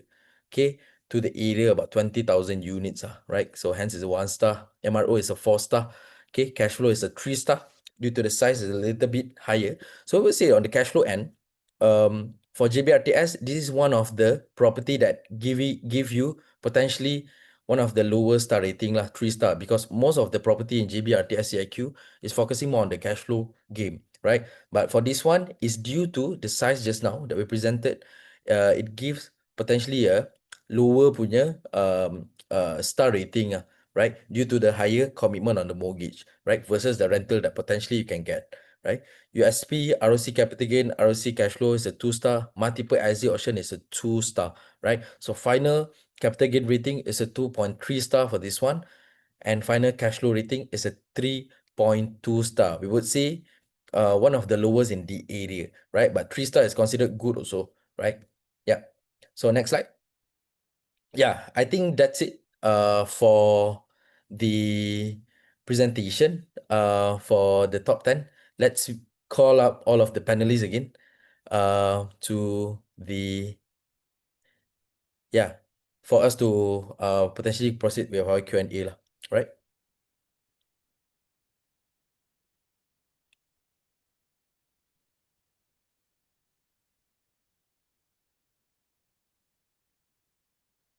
Okay. So I guess the next portion is that I think we all have to pick, right? What's the best development that we're looking to buy lah for whatever that we have reviewed tonight. So apa tu? Let's start with Azrin. Ladies first, then Albee, then William, then Jack, then me lah basically. Let's go. Okay. All right. I will choose. Okay, I will choose Arden OBS as my top properties lah. Okay, because it's located sebelah Astaka. Okay, I ada dengar cerita yang the Astaka even the royalty just bought a unit there. And the experts also, a lot of experts bought the unit there also lah.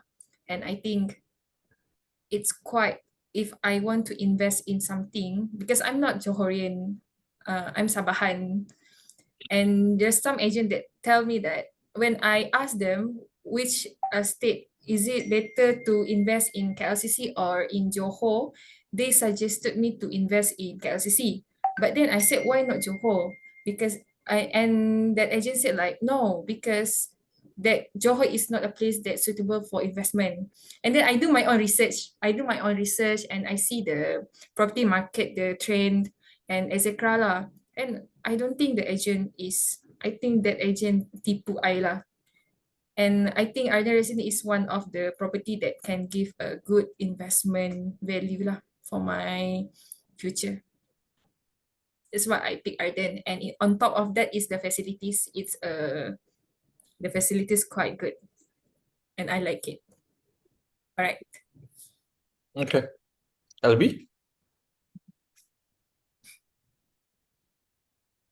Think I will go to pick Gen Sphere because of the close weak cities. I'll pick something in tier S if I want to invest, because I mean probably it's the hype lah, as in today lah, but yeah, but the 1,002 per square feet it's really kind of hard also, because just now Azrin say he said the agent maybe lied to him, say okay, I was supposed to, but I think maybe the agent has a point of view, because at today RTS prices, the example, even the the Ardens is about 1,003, Exim is about 1,003. So this 1,003, I really can buy something in KLCC actually.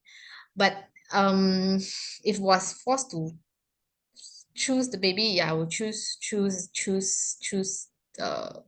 Gen Rise because it's lower in per square feet. Because in terms of layout wise, I think it's quite similar.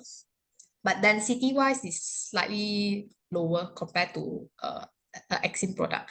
So with the price, density kind of thing, closest distance, I will choose Gen's Sphere in this tier S. If let's say outside tier S, probably I will go with Larkinton code. Yeah, so WCT product lah. So that's after that lah. But yeah, it's quite kind of crazy of price. But because I was a bit hesitated in putting this comment is basically when I find out R&F Phase 3 / the price. Because last time pre-launch really we collected about 1,023 per square feet. But after they launch proper, the currently price is below 1,000 per square. So to me, it's a bit quite surprising because their phase 1, 2 was launched as a higher per square feet price point of view lah. But yeah, after they slashing, make me have the similar concerns like maybe some of the investors that was hesitated to enter this cities or JVCC or Tier S area lah. So that's my take for this this lah. I will if I'm forced, then I will choose Gen Sphere. Yeah. Zakri? A lot of people will go for JB, RTS, CIQ. I think tu tempat kegemaran Albee juga dengan Adrin lah sebab dia choose Saka dengan Genrise. I think Albee talk about Genrise almost every day ya. Tapi yeah. But I'll go outside of RTS. So out of these 10 options, I will go for Grand Minori. I think simply due to because most of the new launches pricing already at 780, 800 ringgit PSF. But those are located at tier 2 ataupun tier 1 hujung-hujung lah, right? Tier 2, tier 1 hujung-hujung. This one is at Taman Pelangi. Those I would say is one of the closest proximity for these new launches price, 800-ish, right? 820, 130.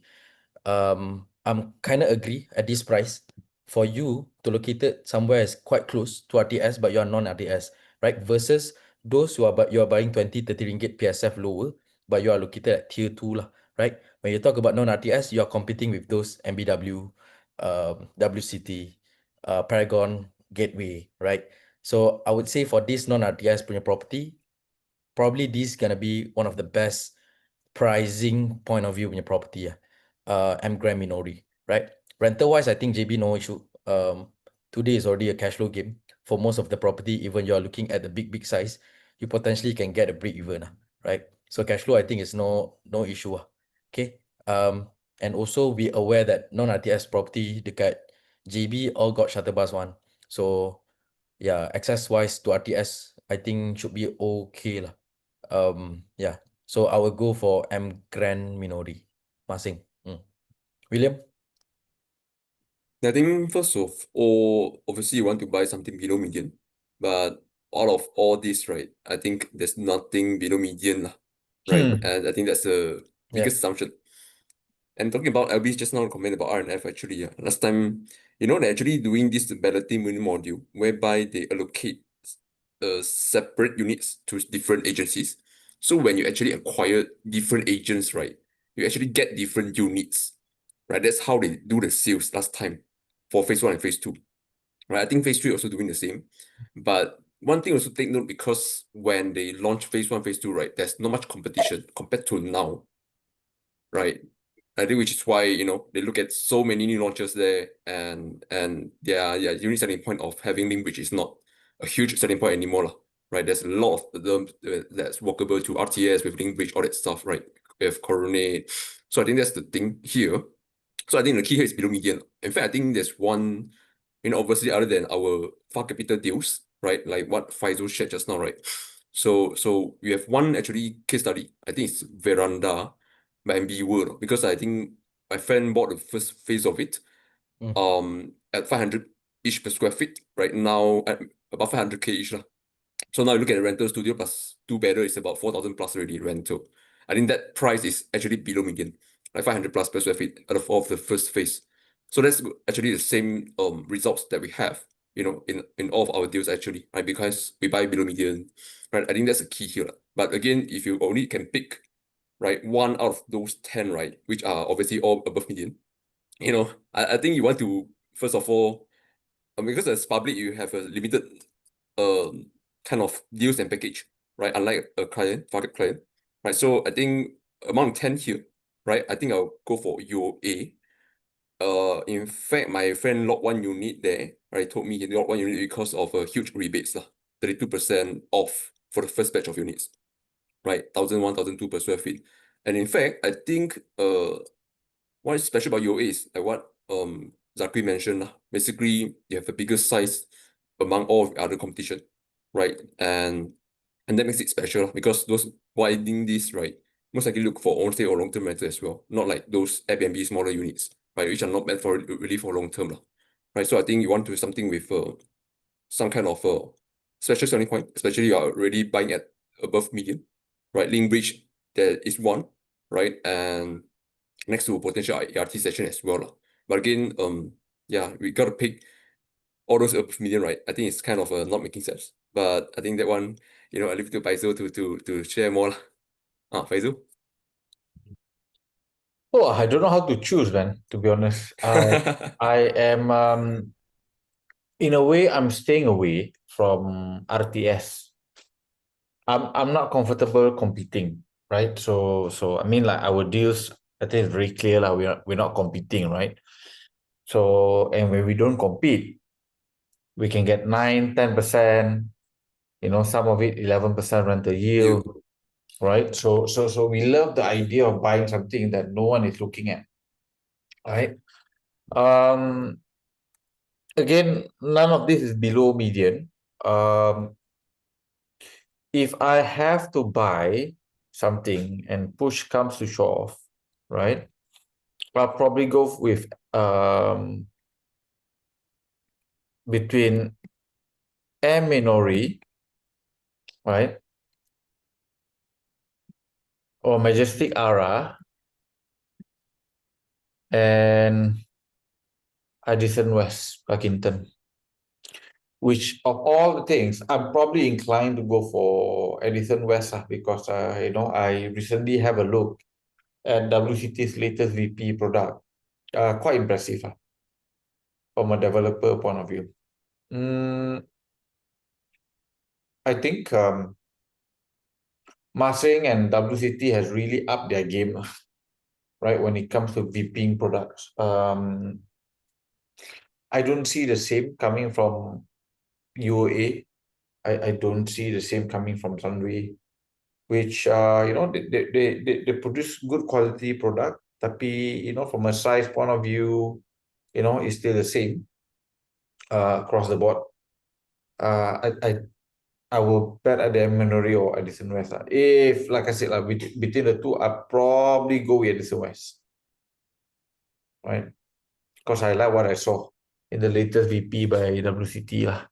And historically speaking, we have bought properties from WCT and our rental has been quite good, lah. If anything, I would say it's actually quite great, lah, to be honest. Right? And our WCT portfolio, we buy in Selangor, it works. We buy in KL, it works. We buy in Johor, it works. Right? So yeah, I think push comes to shove, I'll probably go for Edison West WCT. Right? Yeah. So my pick would be that. Right? Simply because we have done quite well. We know what we're getting from a quality point of view. And personally, I think they've really upped their game together with Masing when it comes to newly VP property. It's actually quite impressive. Right?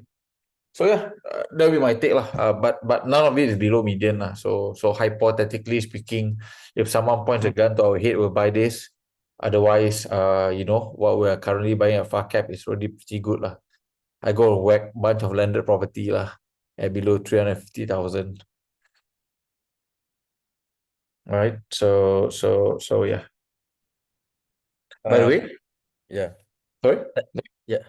Tadi, Faizul and William talking about none of them priced at below median. William shared just now veranda is for your friend bought at 550 PSF. And today you're looking at sub-sale for veranda at roughly about 650 PSF at veranda today after 2 years, right?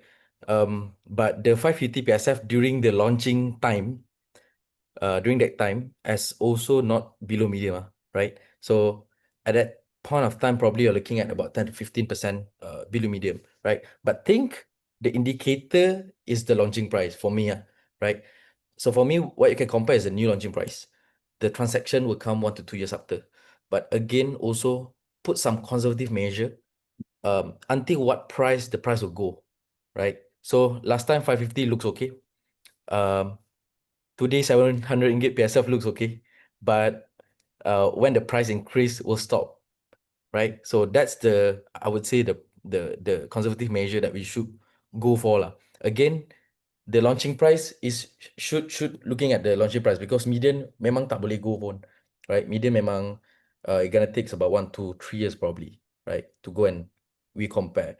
But again, for the opportunity punya end, is launching versus launching on the conservative measure up until when the price will stop to increase.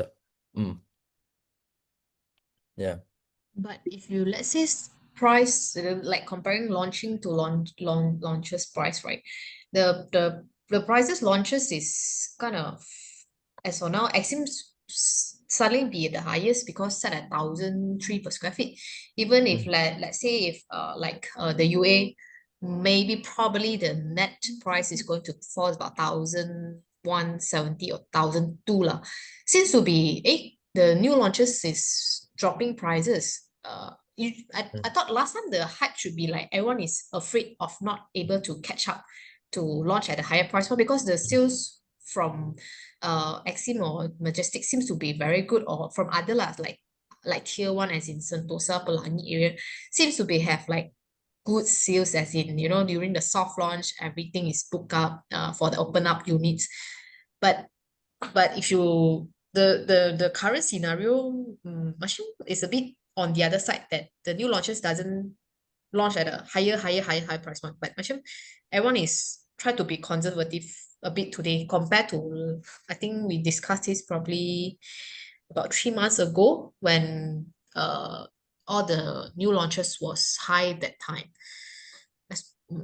I think it's a bit weird if you, let's say you want to compare new launches prices, right? It should be go up, but it seems to be everyone take down price. To me, macam the market is a bit weird. I thought developer want to launch at a higher price point, or they are afraid not to able to catch the higher price point. I mean that's the common sense for developer, right? Because they want to make profit, right? They should, when the sale is good, they want to launch at a higher price point. That should be the making sense bit lah. But seems to be not in the case in this case. Yeah. I think what we are seeing here is a natural progression when you have too much supply. Right? So, and the reason why I'm completely staying away from RTS, because I don't think they will be the first developer to drop price, and they will be the only developer to drop price. Oh. So I mean, I've been in the market long enough. I'm an old man, right? So, you know, you have no supply, then suddenly market recover, then too many supply, and it's just a bloody cycle lah. Nothing new, right? What is interesting here is that all of the developers has launched using R&F price point of 1,003. Yeah. That's how they set the price point, right? So what's going to happen now when R&F actually drop the price point to below 1,000? So let's say, for example, if Exim or Genosphere suddenly drop their price point to below 1,000 per square foot, I'd be quite keen because layout is good. I've always maintained my POV, right? Tier S at 800, 900 ringgit per square foot, I think it's going to be very hard for you to lose money, right? In fact, you're going to make quite a fair bit of money too lah. But remains to be seen, right? I think the current number of launch is completely unhealthy. But over the next couple of years, there will be a lot of false flags because none of these properties are completing today. So upon RTS completing, things are going to be quite great lah, right? So which then forces, in a way, encourages more developer to go and launch, more developer to get greedy. But the peak of the supply will come 4 to 5 years from now. So for me, if I were holding a property in RTS today, and this is a golden tip for everyone here, right? I would sell before 2028. So 2 years after completion RTS, you'll see maximization rental, new supply coming, but you don't have too many competition yet. Most of your 10,000 units will only come to stream 3 years from now, right? Which means in a way, over the next 2 to 3 years, you will see a digestion now, whereby will the Singaporean or people working in Singapore will only consider stay RTS, or because there's no choice, too expensive, they begin to consider secondary option like Austin or Larkin, right? Or South Quayside, right? So all of this is going to be a beneficiary, right? So I'm surprised that R&F dropped price. I also suspect it's got something to do with the valuation as well. And them dropping price, I think, is the first avalanche. There will be more to come, most likely. Right. So let's see. Right, which is why I'm staying away from RTS. Push come to shove, I probably go buy somewhere elsewhere. But today, like I said, at below around 900 ringgit per square foot, RTS confirm can buy. But at 1,003, 1,005, your upside is very limited. Go buy somewhere else, I guess. Just go buy somewhere else. Right? Buy tier 2 at 500 ringgit per square foot. You'll be much safer. Okay? You'll be much safer. Okay? I mean, like, as of today, I'm still buying below 400 ringgit per square foot, right? In Medini, I'm we're about to buy a landed property below 200 ringgit per square foot. So probably craziest deal in Johor in the last 10 years. We got it, right? We're also going to launch, I think there's some question, right?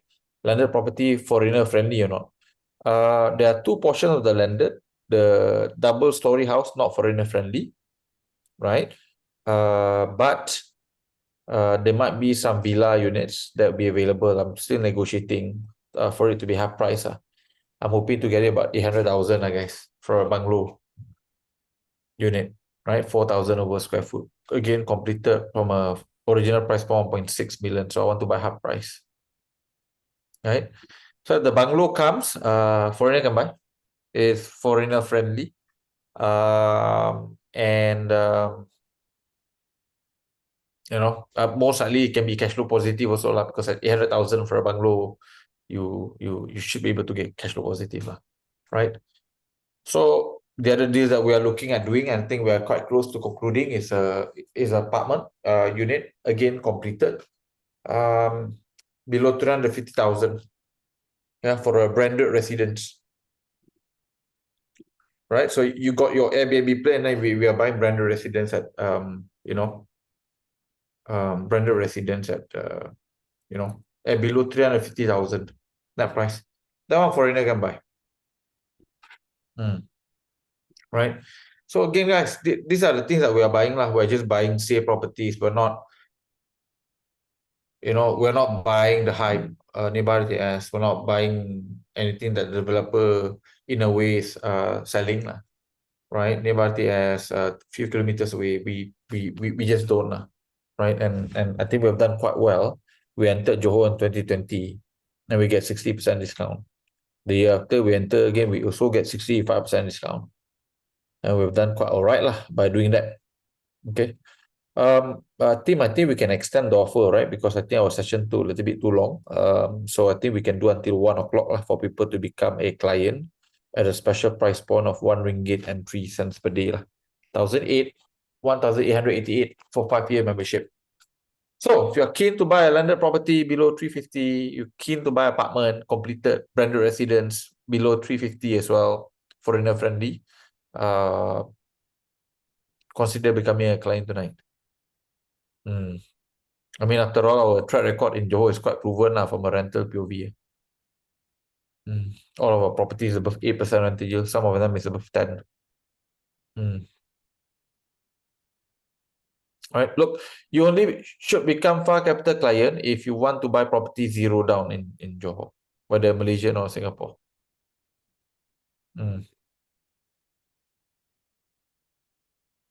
Talking about yield, right? Faizul, I think interestingly, I saw the ads for Sunway Majestic, right? The ads they put up to 6% ROI. Like 6 is their max.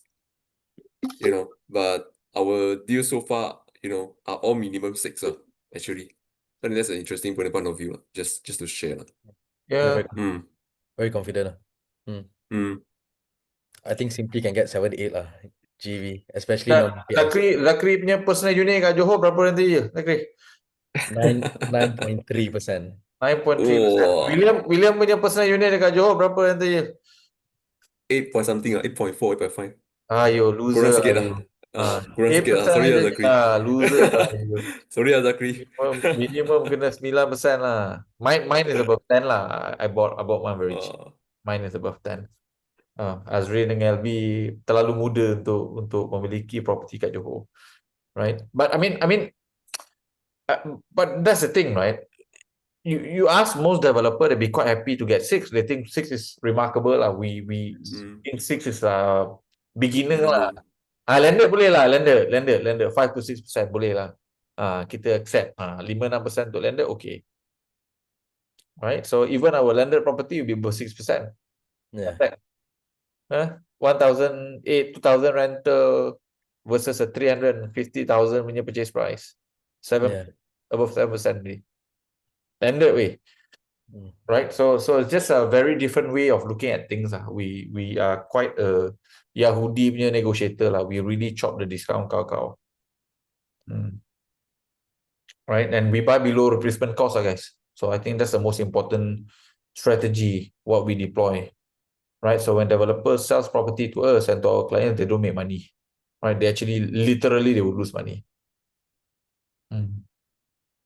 Okay. Let's go with the questions. All right. Okay. So if you have any questions about the client package, I'll send you guys a WhatsApp link in the chat soon. Because we're not going to cover any client enrollment applications of now. We're going to focus on our episodes.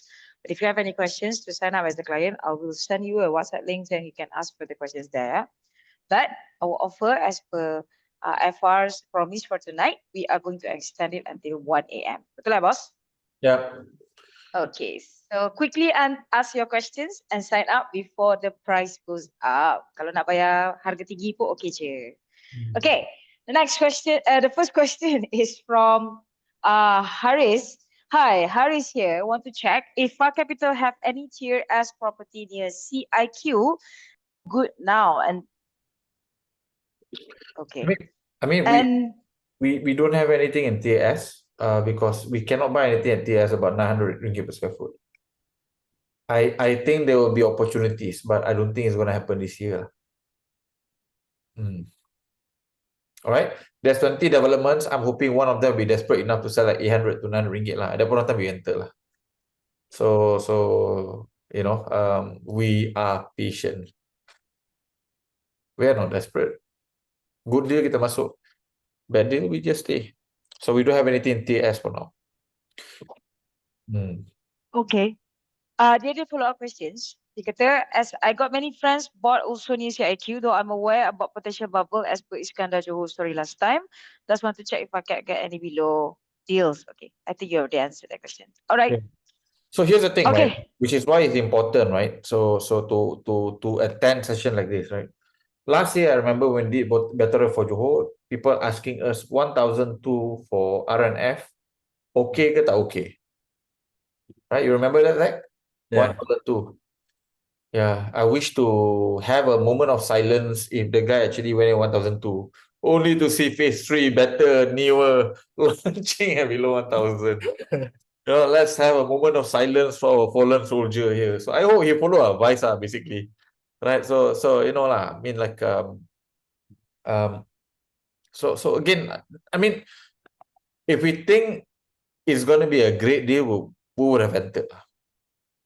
Right? So I like I said, I don't have any joy looking at people losing money. It's not my business if you lose money. In fact, I hope everyone makes money, right? Because if everyone makes money buying at 1,002 means we're just gonna make a lot. No, Zach, William will just make a lot more. Clients will make a lot more, right? For example, one of the properties that we bought, first one we bought after COVID was actually Epic. Right, we bought Epic, guys. You know, where Larkin is, a few hundred meters to Larkinton and apa semua tu. So are we not happy looking at WCT launching at 700 ringgit per square foot and 80% sold? We are very happy. We're very happy for our clients. Because why? We are buying it those days. There are some units below 300 ringgit per square foot. Maximum we paid was 350. Right? Zakri ada beli juga kat sana. Right? So, for us, looking at the new developers launching at 700 ringgit per square foot, higher density compared to ours, meanwhile, great lah. I remember there's one time that we think we are losing some of the deal in RTS side. One of them is R&F, because we thought the price gonna go up and up. At the point of time, we thought we are losing because at the point of time the price already about 1,001, 1,002 PSF. And we did give some indicator. If you want to buy a TAS, if you remember Faizul, dekat Yep. Battle Royale Johor, buy at 800 ringgit and below. So I have one question, follow-up question. So if you are looking at 2-day R&Fs, or they take down the price for the phase 3, are you looking at to change the the number? What are the maximum price PSF you should go for tier S? Last time was 800 ringgit PSF and lower. I think if the layout is good, similar to Genosphere or Exim's project, I don't mind paying closer to about 1,000 per square foot. But R&F layout, unfortunately, at least for me, is outdated lah. Right? It's outdated. There's no innovation whatsoever from a facilities point of view, from a layout point of view. Nothing differentiating much. First phase, second phase, and third phase, which I'm not sure kenapa. But well, it's their project, right? So as of today, I probably maintain it below 900 ringgit per square foot. Because like I said, I think one key thing that we have seen here is that as of today, rental in R&F is pretty good. It's great actually, right? Middle room can get 1,500, 1,008, betul lah guys, right? But this is before the 20,000 avalanche of competition comes in. And from the looks of it, many of this competition will be better than R&F. Right? So, it's unprecedented for Malaysia to have this RTS. So therefore, I don't think there's anything that we can say from a prediction point of view that in a way makes sense. But for me, if I'm not sure, I stay away. I mean, my goal of investing has always been, I only go in if my level of certainty is very high. Like 90% and above, I won't lose money. I cannot say this with RTS as of today. Right? I cannot say this with certainty. I think it will make money. I think the average prices will be about 1,500 on sub-sale. But 5 to 10 years from now, provided competition is not a lot. Right? But with the current level of competition, I'm not sure. Number one. Number two here is that, guys, don't forget, if you watch our Battle Royale last year, right? We already said there's ART, there's bus terminal that links a lot of areas in Johor to RTS. So what makes RTS special, which is the train, is now connected to hopefully a good bus network. So would you pay 1,500 to stay in a small room nearby RTS, or do you pay 1,500 to stay in a very nice studio somewhere, which is half an hour away, right? Which the food most likely be cheaper because not full of Singaporeans, Right? So, and I don't know whether you've been to R&F, the RTS near site It's not very pleasant. I think, Sean has mentioned this before, right? I think when we did something similar, right? He said, well, after I look at RTS, I want to buy KL City Center product even more. It's so much better plan. And same price point. Today for 1,003, we are buying KLCC. Right? So, well, KLCC has got competition too, but at least the competition in KLCC is 1/3 compared to RTS. But KLCC is already a lot, right? 7,000, 8,000, right? So, but this is still nothing compared to RTS. Right? So, I'm not comfortable. I have a very low certainty of making money on RTS. Therefore, I'm out. At least Far Capital, our position is out. We rather buy the second tiers. 500, 600 ringgit per square foot. We think it's much safer. We also think the capital gain be better. Mm. Because people just like those areas, right? Because a lot more homely, more schools and whatnot, right? So yeah. How do you solve the problem? School, RTS, don't have. Hospital got lah, but school don't have.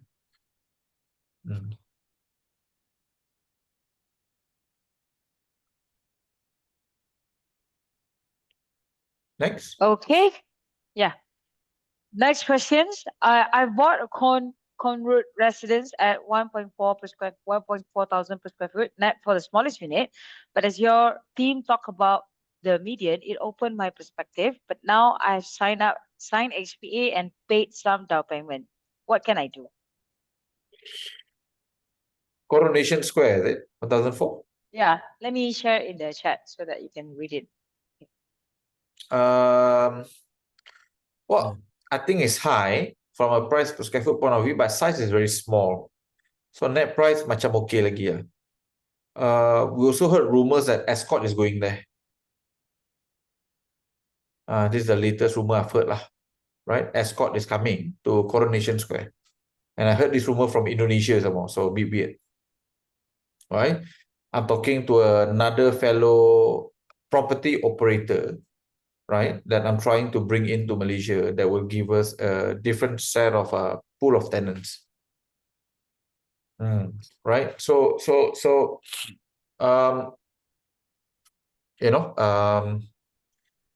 so I think if Escort were to come in, you might be safe lah. But then again, I find it to be quite weird lah, because Escort don't do small units. Escort minimum standard is about 450, 500 square foot minimum lah. So I think it could be a different brand like Citadines ke Somerset, which is a cheaper version, a lower end version of it. Yeah, just Escort memang confirm masuk, they signed already. But they will take over the old building kat sana. Probably, yeah, this big size unit as what you mentioned lah. Right, that's what I know about Escort. So well, if Citadines were to come in, I think it's still something. Still better lah. 1004 is high, but your size is small. In fact, as of today, there's no one beating Coronation Square from that layout and size lah. So for that, you are safe for now. So let me repeat. For now, you selamat. But if any developer watches this and suddenly decided, okay lah, let me compete with Coronation Square and launch at 1003, let's have a 1 minute prayer of silence for another fallen soldier. Because you see, developer, at the end of the day, they just copy and paste. They tengok what work somewhere and then just go and do. Right? So ini produk boleh jual ni, Coronation Square. Wah, tak sampai 6 bulan habis jual semua. Wah, 1004 semua beli. Wah, pergi tiru. Copy and paste. Let me launch 1388. Slightly cheaper. Wah, Pulisa lagi. So developer macam tu, guys.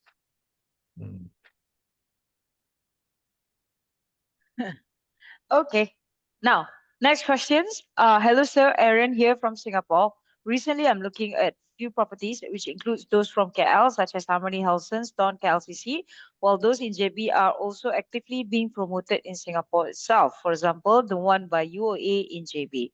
My question here is, which area is better as in JB versus KL? And what should I buy? I've joined just now only have these questions to you, sir. For the same price point, I'll buy KLCC.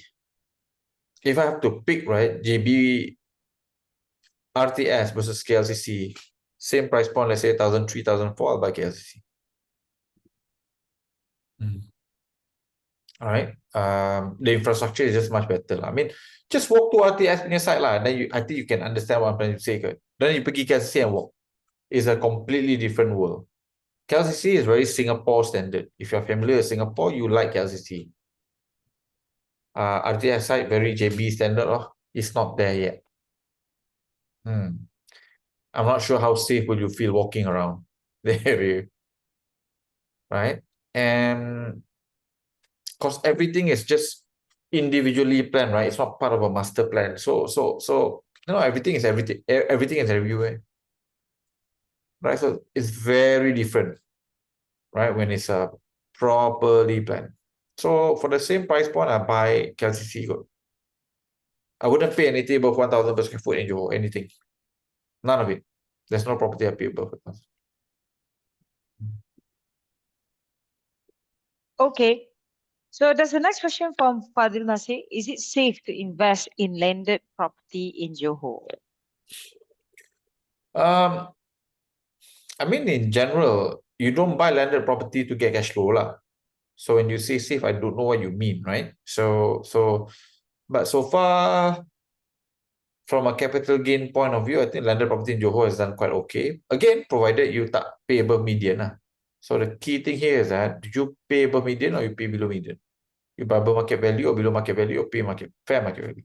If you have paid fair market value, then you do quite well, right? So I think the most successful landed property in recent times that I can think of is actually nearby Second Link. In fact, we have done quite well too dekat Second Link, right? We bought properties 530,000, 560,000, and today we're renting above 4,000 per month, right? I've heard something similar for landed property juga, right? Yang baru siap, especially from Eco, rental 3,000 all the way to 4,000. But I don't think the rental for landed will be sustainable because there are more supply coming to compete. Actually, it's kind of easy to get 5-6% rental yield dekat Johor. Again, if you enter at the right price, there's a lot of new launches. But again, have to really check again, because not all landed properties in Johor the capital gain happen. Not all. Some of them, even the new launches, launch lower than what you bought at 2-3 years ago. Yeah, and I think betul. Iskandar Puteri is one of the best. Austin also one of the best. Hence, the high rise is one of the best demand also dekat Austin as of today. And also on the southern part lah. Southern part is on the Kulai and apa semua. That's a special area. But Iskandar Puteri and Austin is one of the best recorded landed property punya capital gain. Hence, the high rise punya demand is getting higher and higher due to the landed property is getting not affordable already today. Yeah. I think the key trick in Johor is just don't buy into anything which has got a lot of supply. You do well one.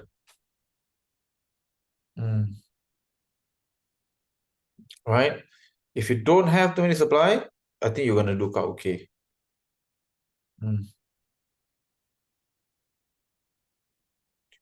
All right. Okay, the next one.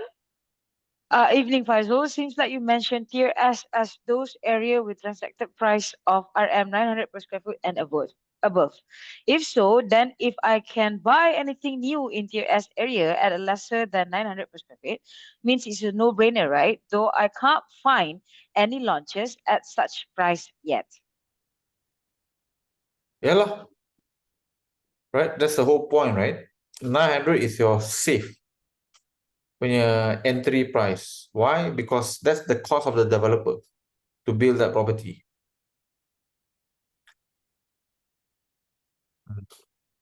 All right. So, and there are going to be some developer who can actually make money even if they basically launch at 800 ringgit per square foot.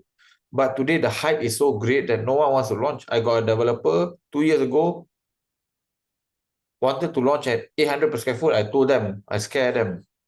Kau mesti mampus punya kalau kau launch at 800 ringgit per square foot. So you better launch at 730 ringgit per square foot. They already agreed. Then suddenly the hype of RTS came along, and suddenly now that 750 per square foot today become minimum 1,003. Right? So can you buy below 900? Boleh. But you have to stop buying at 1,002 lah, guys. Who wants to sell at 900 if you guys keep on buying at 1,002? Apalah. Right? So, common sense, right?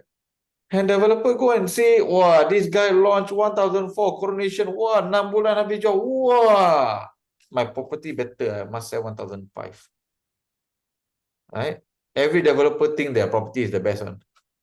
So therefore, I have to sell higher compared to what has been fully sold. Right? So you can get it, but we all have to work together, lah, guys. If you still buy at 1,002, then no choice, no hope to get 900. Right? Mm. Okay. Next question is from Adrian. Any comment about the Medini conversion? It's already approved. It's already there. But for landowners and for property which is still under master title. For property whereby from a title point of view, I think the process has still not been established yet. But it's there already. So that one is the final bit lah. Yeah. Okay. All right. So the next one, I will share this. If you didn't understand, I'll share this in the chat. This is from Baskaran. I currently own a unit in Twin Galaxy Studio, rental 1,900. Not easy to get rentals more than 2,000, even though this place is near CIQ and has transport service. When RTS is ready, time to cross over to Singapore will reduce. The need to stay near CIQ will reduce with a lot of properties coming up. The supply versus demand will bring down the price.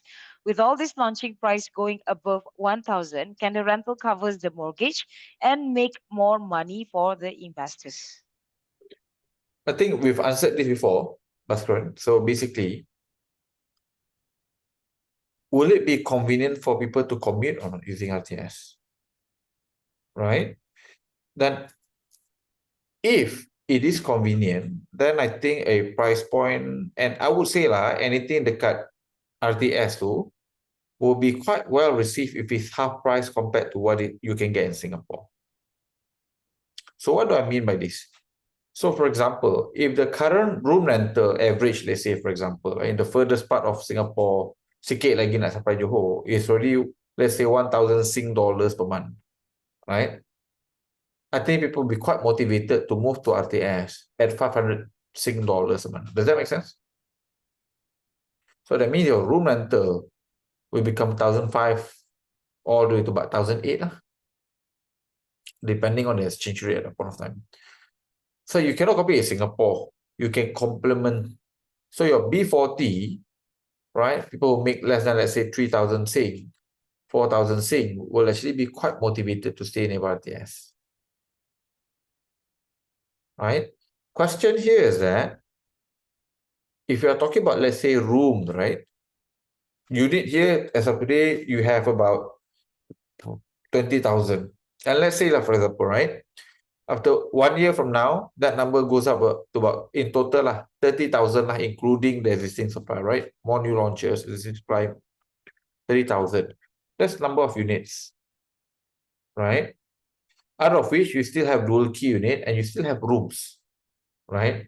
So in a way, the RTS enclave or belt should be able to cater to about 70, 80,000 people comfortably,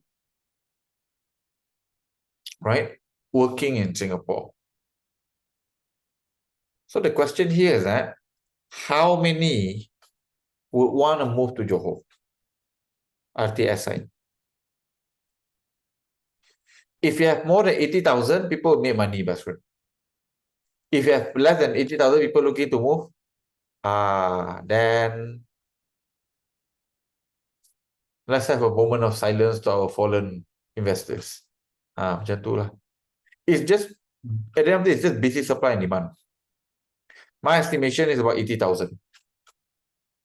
Right? And again, this 80,000 RTS saja tau. Because if you go, let's say, half an hour, 20 minutes to half an hour from RTS, right? Let's say you go to Larkin, for example, 700 je rental per room. You don't have to pay 1,500.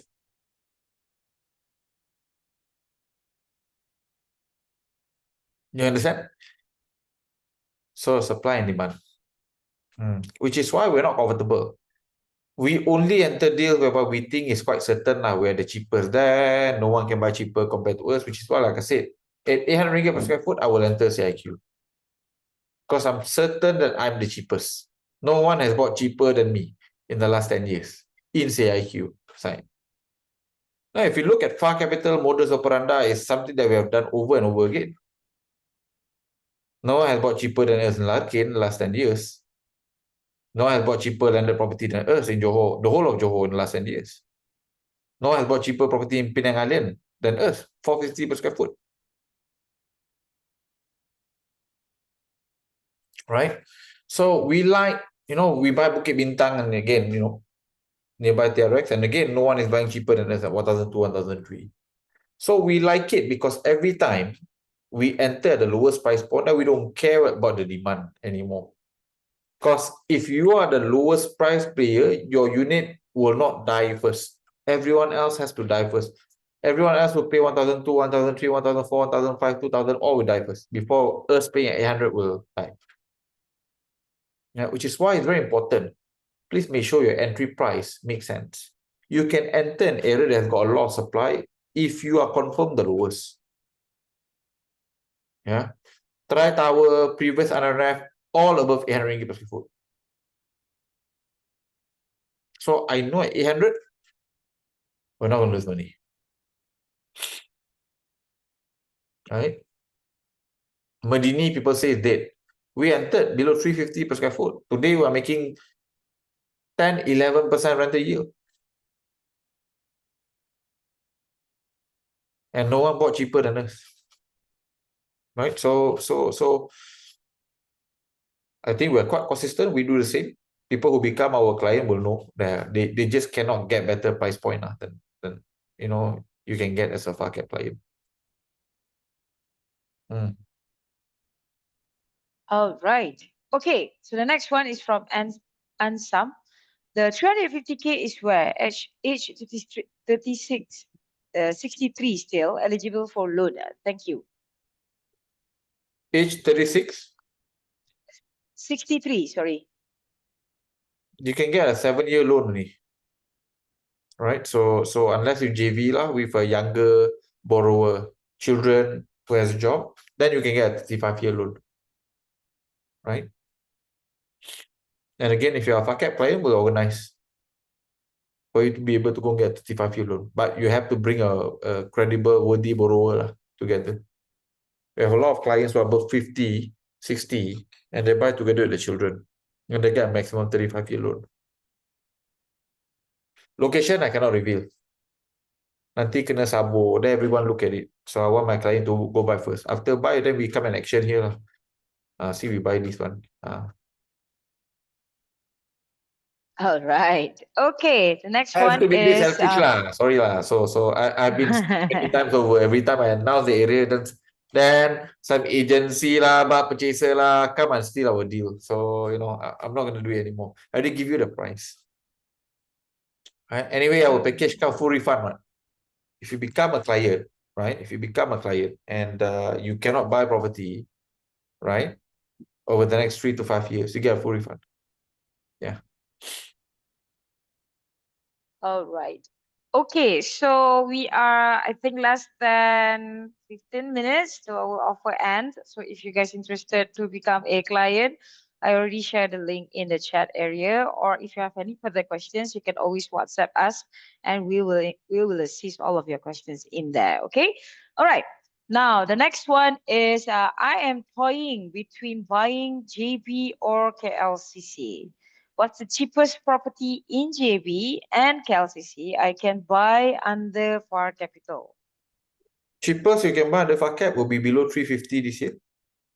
Both high-rise, branded high-rise and landed property. That's the cheapest you can buy at JB. KLCC today, the cheapest we're buying is 1 million, tak sampai kot, 900,000 for a dual key unit, so 2 units. So this one, foreigner can buy. Right? So those are the cheapest unit. So technically, you can own something in KLCC area for less than $500,000 a unit, which is cheap, right? Okay. Our next question is from Joshua. What's your POV on Forest City? Heard about some good golf course villa deal there. Do you all have data on the median price for Forest City landed properties like villa? Thank you. I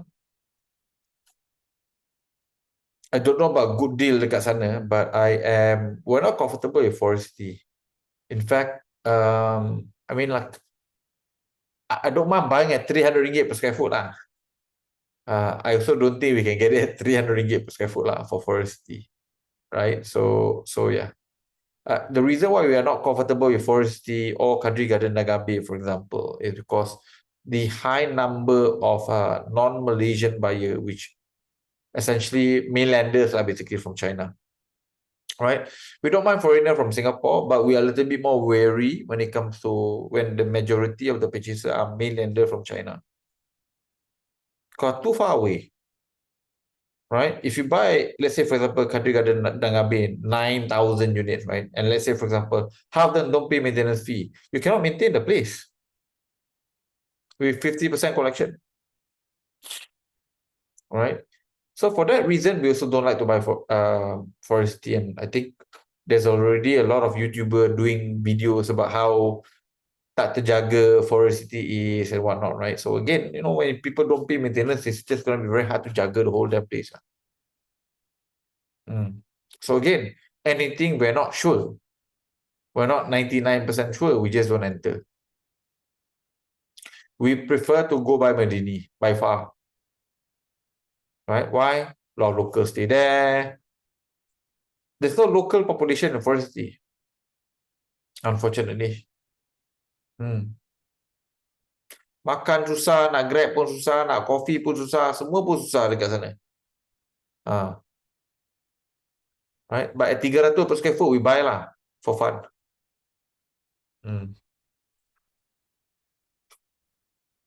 All right. Okay. The next one is from YY. I bought R&F two bathroom at 1,000 per square feet recently, renting out at 3.6K per month. There are buyers who are interested to buy my break-even price. After listening to the pessimistic view, should I sell? Hey, you're not listening properly, ni YY. Right? So, I mentioned you have an opportunity to make money in the next 3 years because all of this supply are not coming in the next 3 years. They're coming in 4 to 5 years, right? So it's still a long way to go.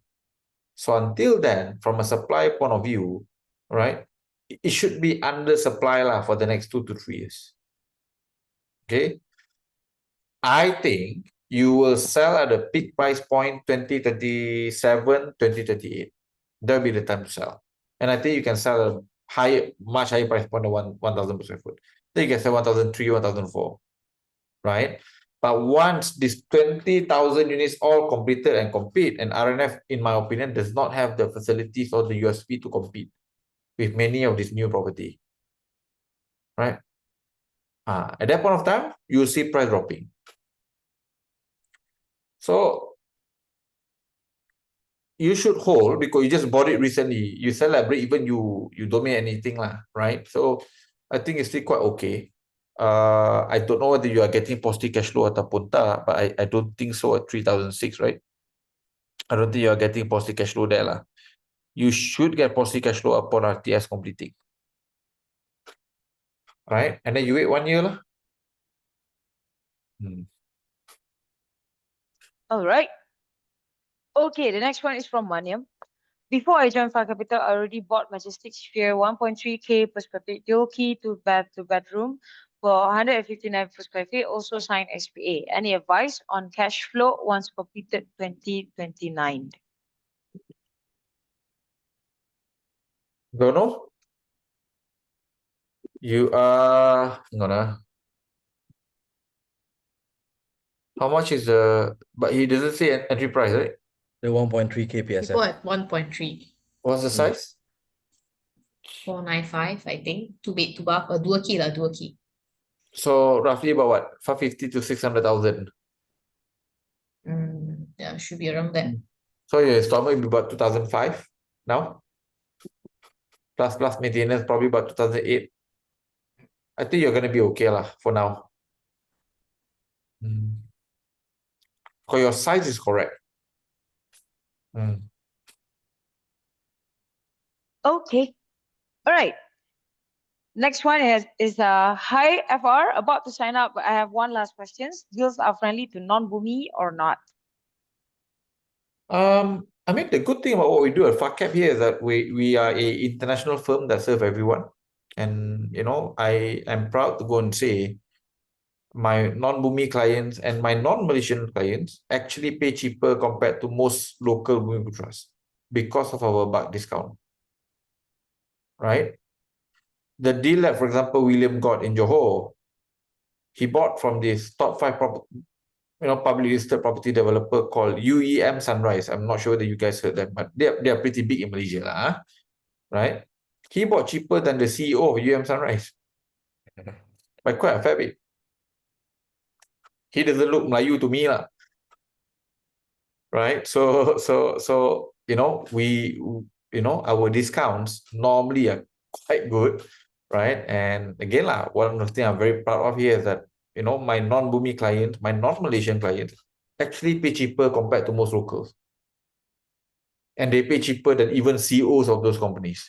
Because we buy it 5 years later, we buy it 40-50% discount. And the CEOs bought during launch. Right? So I mean, William today is getting 9% rental yield, CEO probably getting 5% rental yield. He still haven't made money after 10 years, right? As a CEO of the company, and William is making money from day one. Tak pernah kosong your unit dekat sana? Yeah, betul. And so I mean, that's the beauty of buying at the right price point. So I mean, if you are non-Malaysian especially, number one, I can give you a pro tip, right?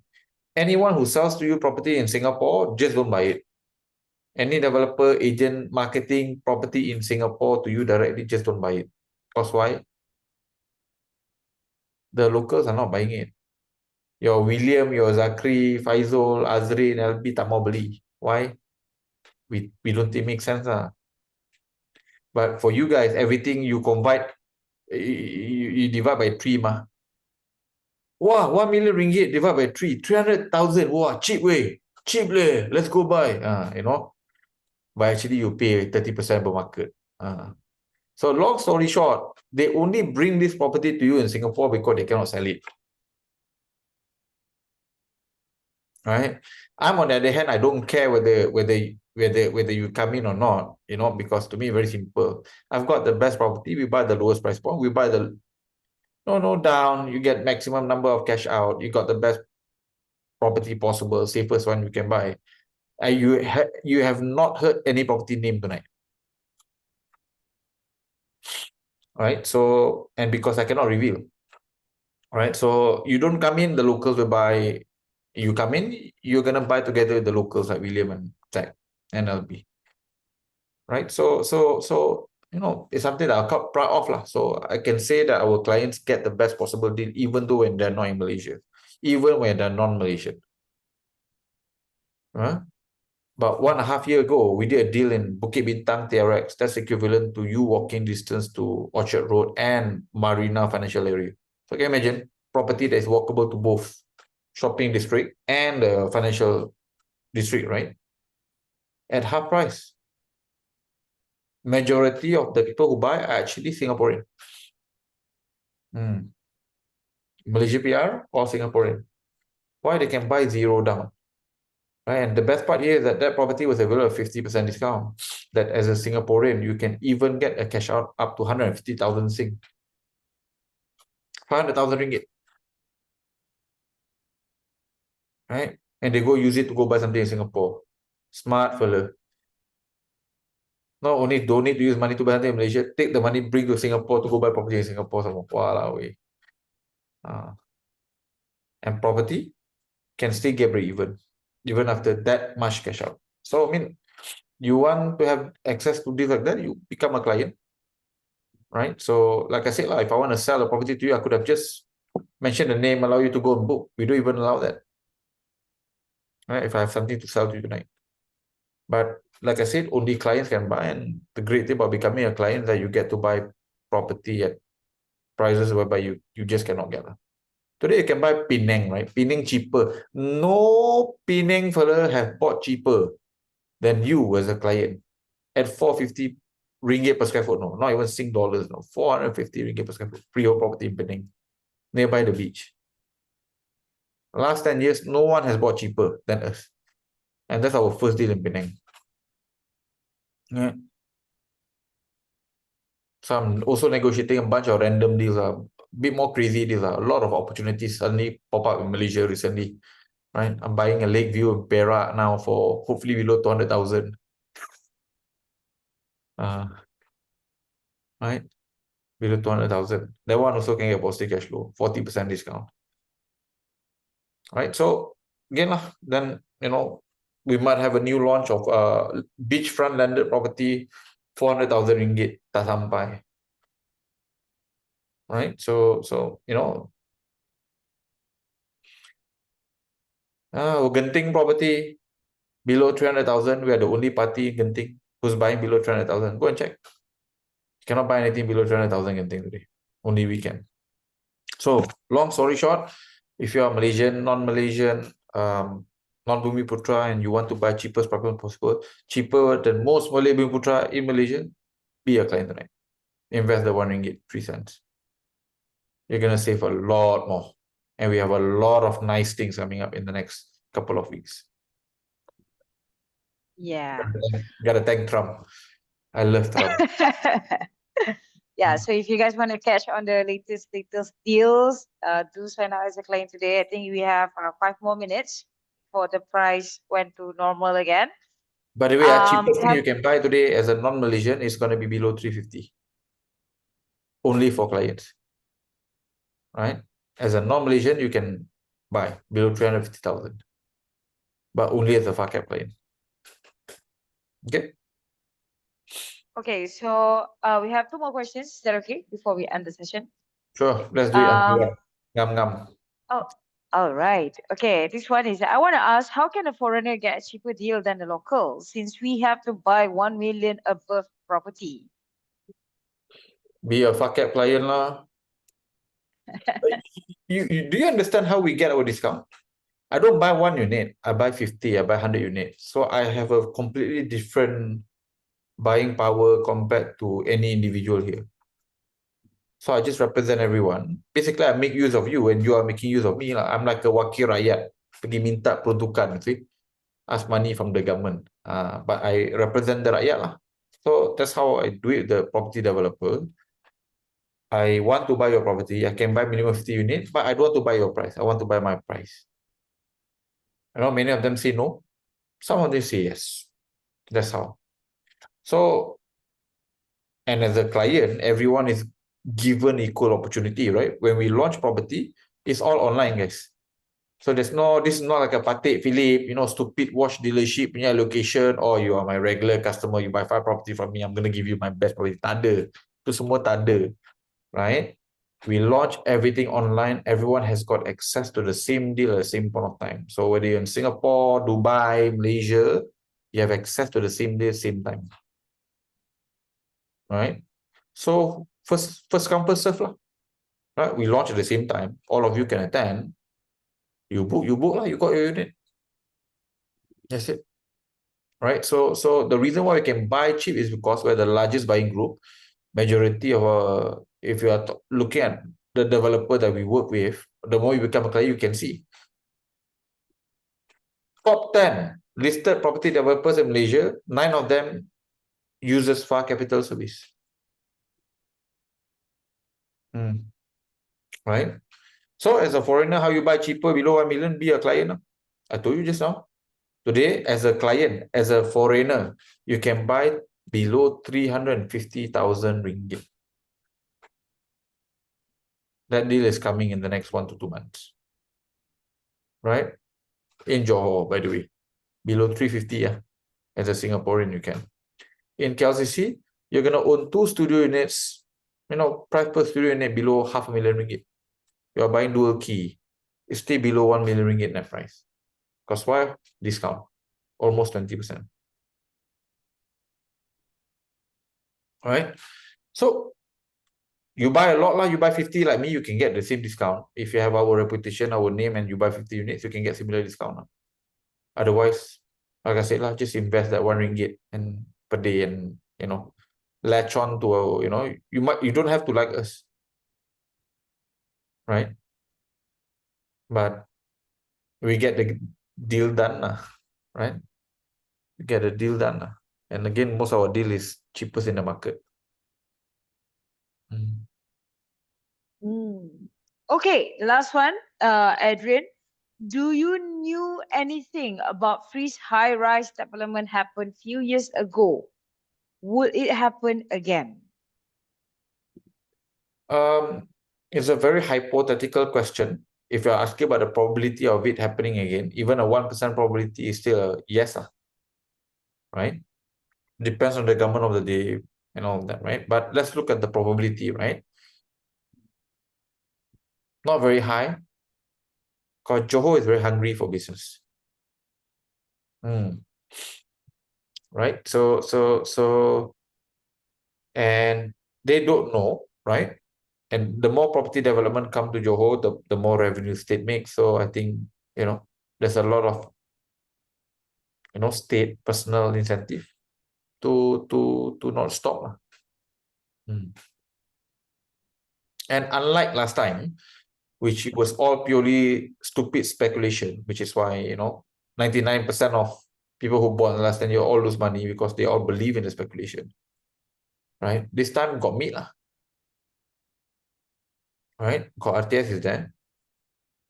They're already talking about a possible third link. HSR has been planned. Right? So that one will be the fourth link. Right? So things are progressing, and today Malaysia, Singapore has got a pretty good relationship. Right? And Singapore is an aging population and is becoming more and more expensive to stay in Singapore. So as of today, I think Singapore really need Johor, to help alleviate some of the current cost of living pressures, especially amongst the elderly Singaporean.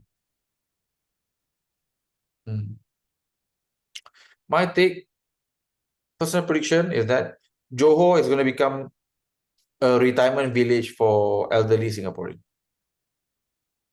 The M40 middle to below will have a much better quality of life retiring in Johor compared to Singapore. Right? If the T20 Singapore very rich, previous ministers, CEOs, and all the doctor, you can afford to stay in Singapore even as a retiree. Right? But for the middle class, bottom 40, it makes a lot of sense to stay in Singapore. It's to stay in Johor. Right? So JB will be, for Singapore, it's going to be for two things. Number one, B40 workers in Singapore, your 4,000 Sing dollars and below is too expensive to rent in Singapore.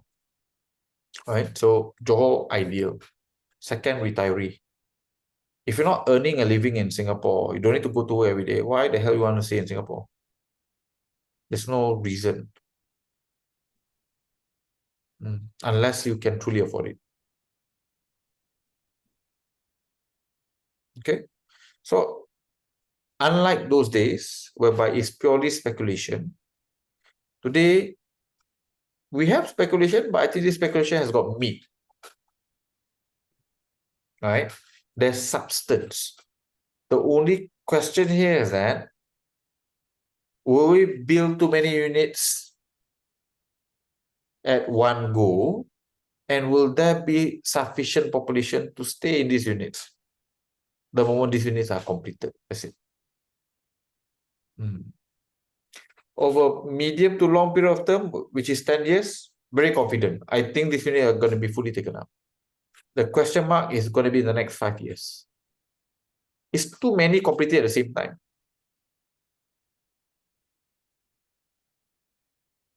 So, personal prediction, not a far capital prediction, personal prediction lah. You'll see the first peak 3 years from now, 2028, for JB property market. Then many of the supply completing, then you fall. Right? Then it will take maybe 2, 3, 5 years all the way for the current supply to be absorbed, and then you go to a different new peak anymore. But if you buy a 450 per square foot, there's just no way you're going to lose money lah. Peak, no peak, buran, no buran, Singapore come, don't come, will make money. So we like to play those games whereby I don't care, Singapore comes in or not, RTS completed or not, we will make money. Right? So play a game, guys, whereby you'll never lose money. Okay? Unless you're rich lah. But poor people like me, William, start from nothing. No rich parents, no minister parents, no sugar daddy, right? No choice. Kena, have to play a game whereby the risk is almost zero. Okay, guys? So for those who are watching, I hope you invest safely in Malaysia. If you want to really ensure your safety, my suggestion is to just be a client. I think our track record speaks by itself. I think it's very clear. Albee, can you show the slides of our rental yield since COVID? Just to give people a sense of our performance, I guess, after COVID.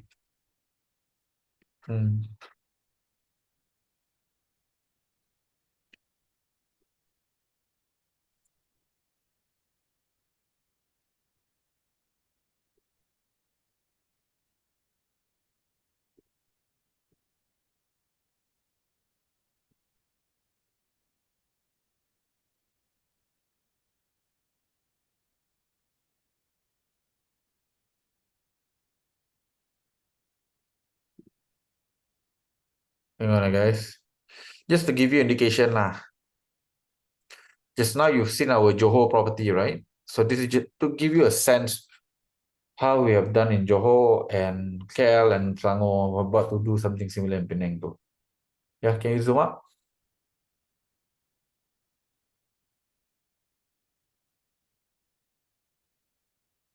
All right. So these are all property performance of our portfolio since COVID. All right. The one that I bolded are all in Johor. Right. So we bought KL, Selangor, Johor, Negeri Sembilan, right? And you can see here, our rental yield lowest also 6%. And I'm not talking about Airbnb, I'm not talking about co-living rental, I'm talking about just long-term whole unit rental. If I do co-living, for example, this number will go even higher. Right? Our property in Medini co-living rate today, 6,002 is the highest. Purchase price, 550,000. Rental yield is about 13 to 14%. Airbnb, don't need to talk. I've got one unit doing 200,000 a year on a 600,000 ringgit property, guys. Not even 600,000. So our track record is very different. We're not selling you a daily rental or we pack 20 people like, student dormitory. We don't have. These are long-term rental. And even long-term rental, you can see here, we can accomplish close to about 11% rental yield in some of the developments. Right? So when you become a client, you are deciding to, number one, confirm buy property cheaper than even locals. Number two, you are buying into a methodology that has got a very significant and proven track record. So you're just basically, when you become a client, is to lower your risk to be as low as possible. That's it, because you're going to buy the cheapest price point. You're going to get the highest amount of cash out so that you can renovate your unit nice.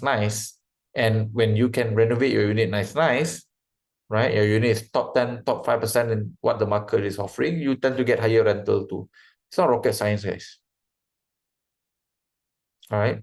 And when you become a client, even renovation company will recommend, even property management company also will recommend. And we only recommend people with some level of proven record of performance. Right? So when you decide to invest that RM1 per day now, this is what you're gonna get. You're gonna buy cheapest. Right? You're gonna buy cheapest in that project, number one. You're gonna get most amount of cash, means you use zero cash, hopefully, as an investor in Malaysia. Right? You're gonna get the best possible rental yield too. Right? And you're gonna work with the best possible renovation contractor, the most competitive, reasonably priced, and property managers too. Again, everything also we nego bulk. Renovation company we nego in bulk. So you get cheaper. Property management also, you get cheaper price point compared to you signing up as an individual client.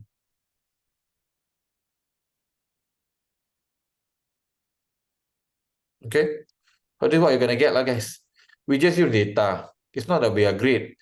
We just study the market a lot more than other people, right? And we use the current data rather than we are trying to project future returns, right? Which what everyone else is trying to do. We're just a lot more realistic lah, in that center. And when you look at our Johor portfolio, everything in Johor was bought at replacement cost. So that means no one can build this new property anymore at this price point. No way. Okay. This is what you're going to get when you decided to become a client. Okay, gentlemen?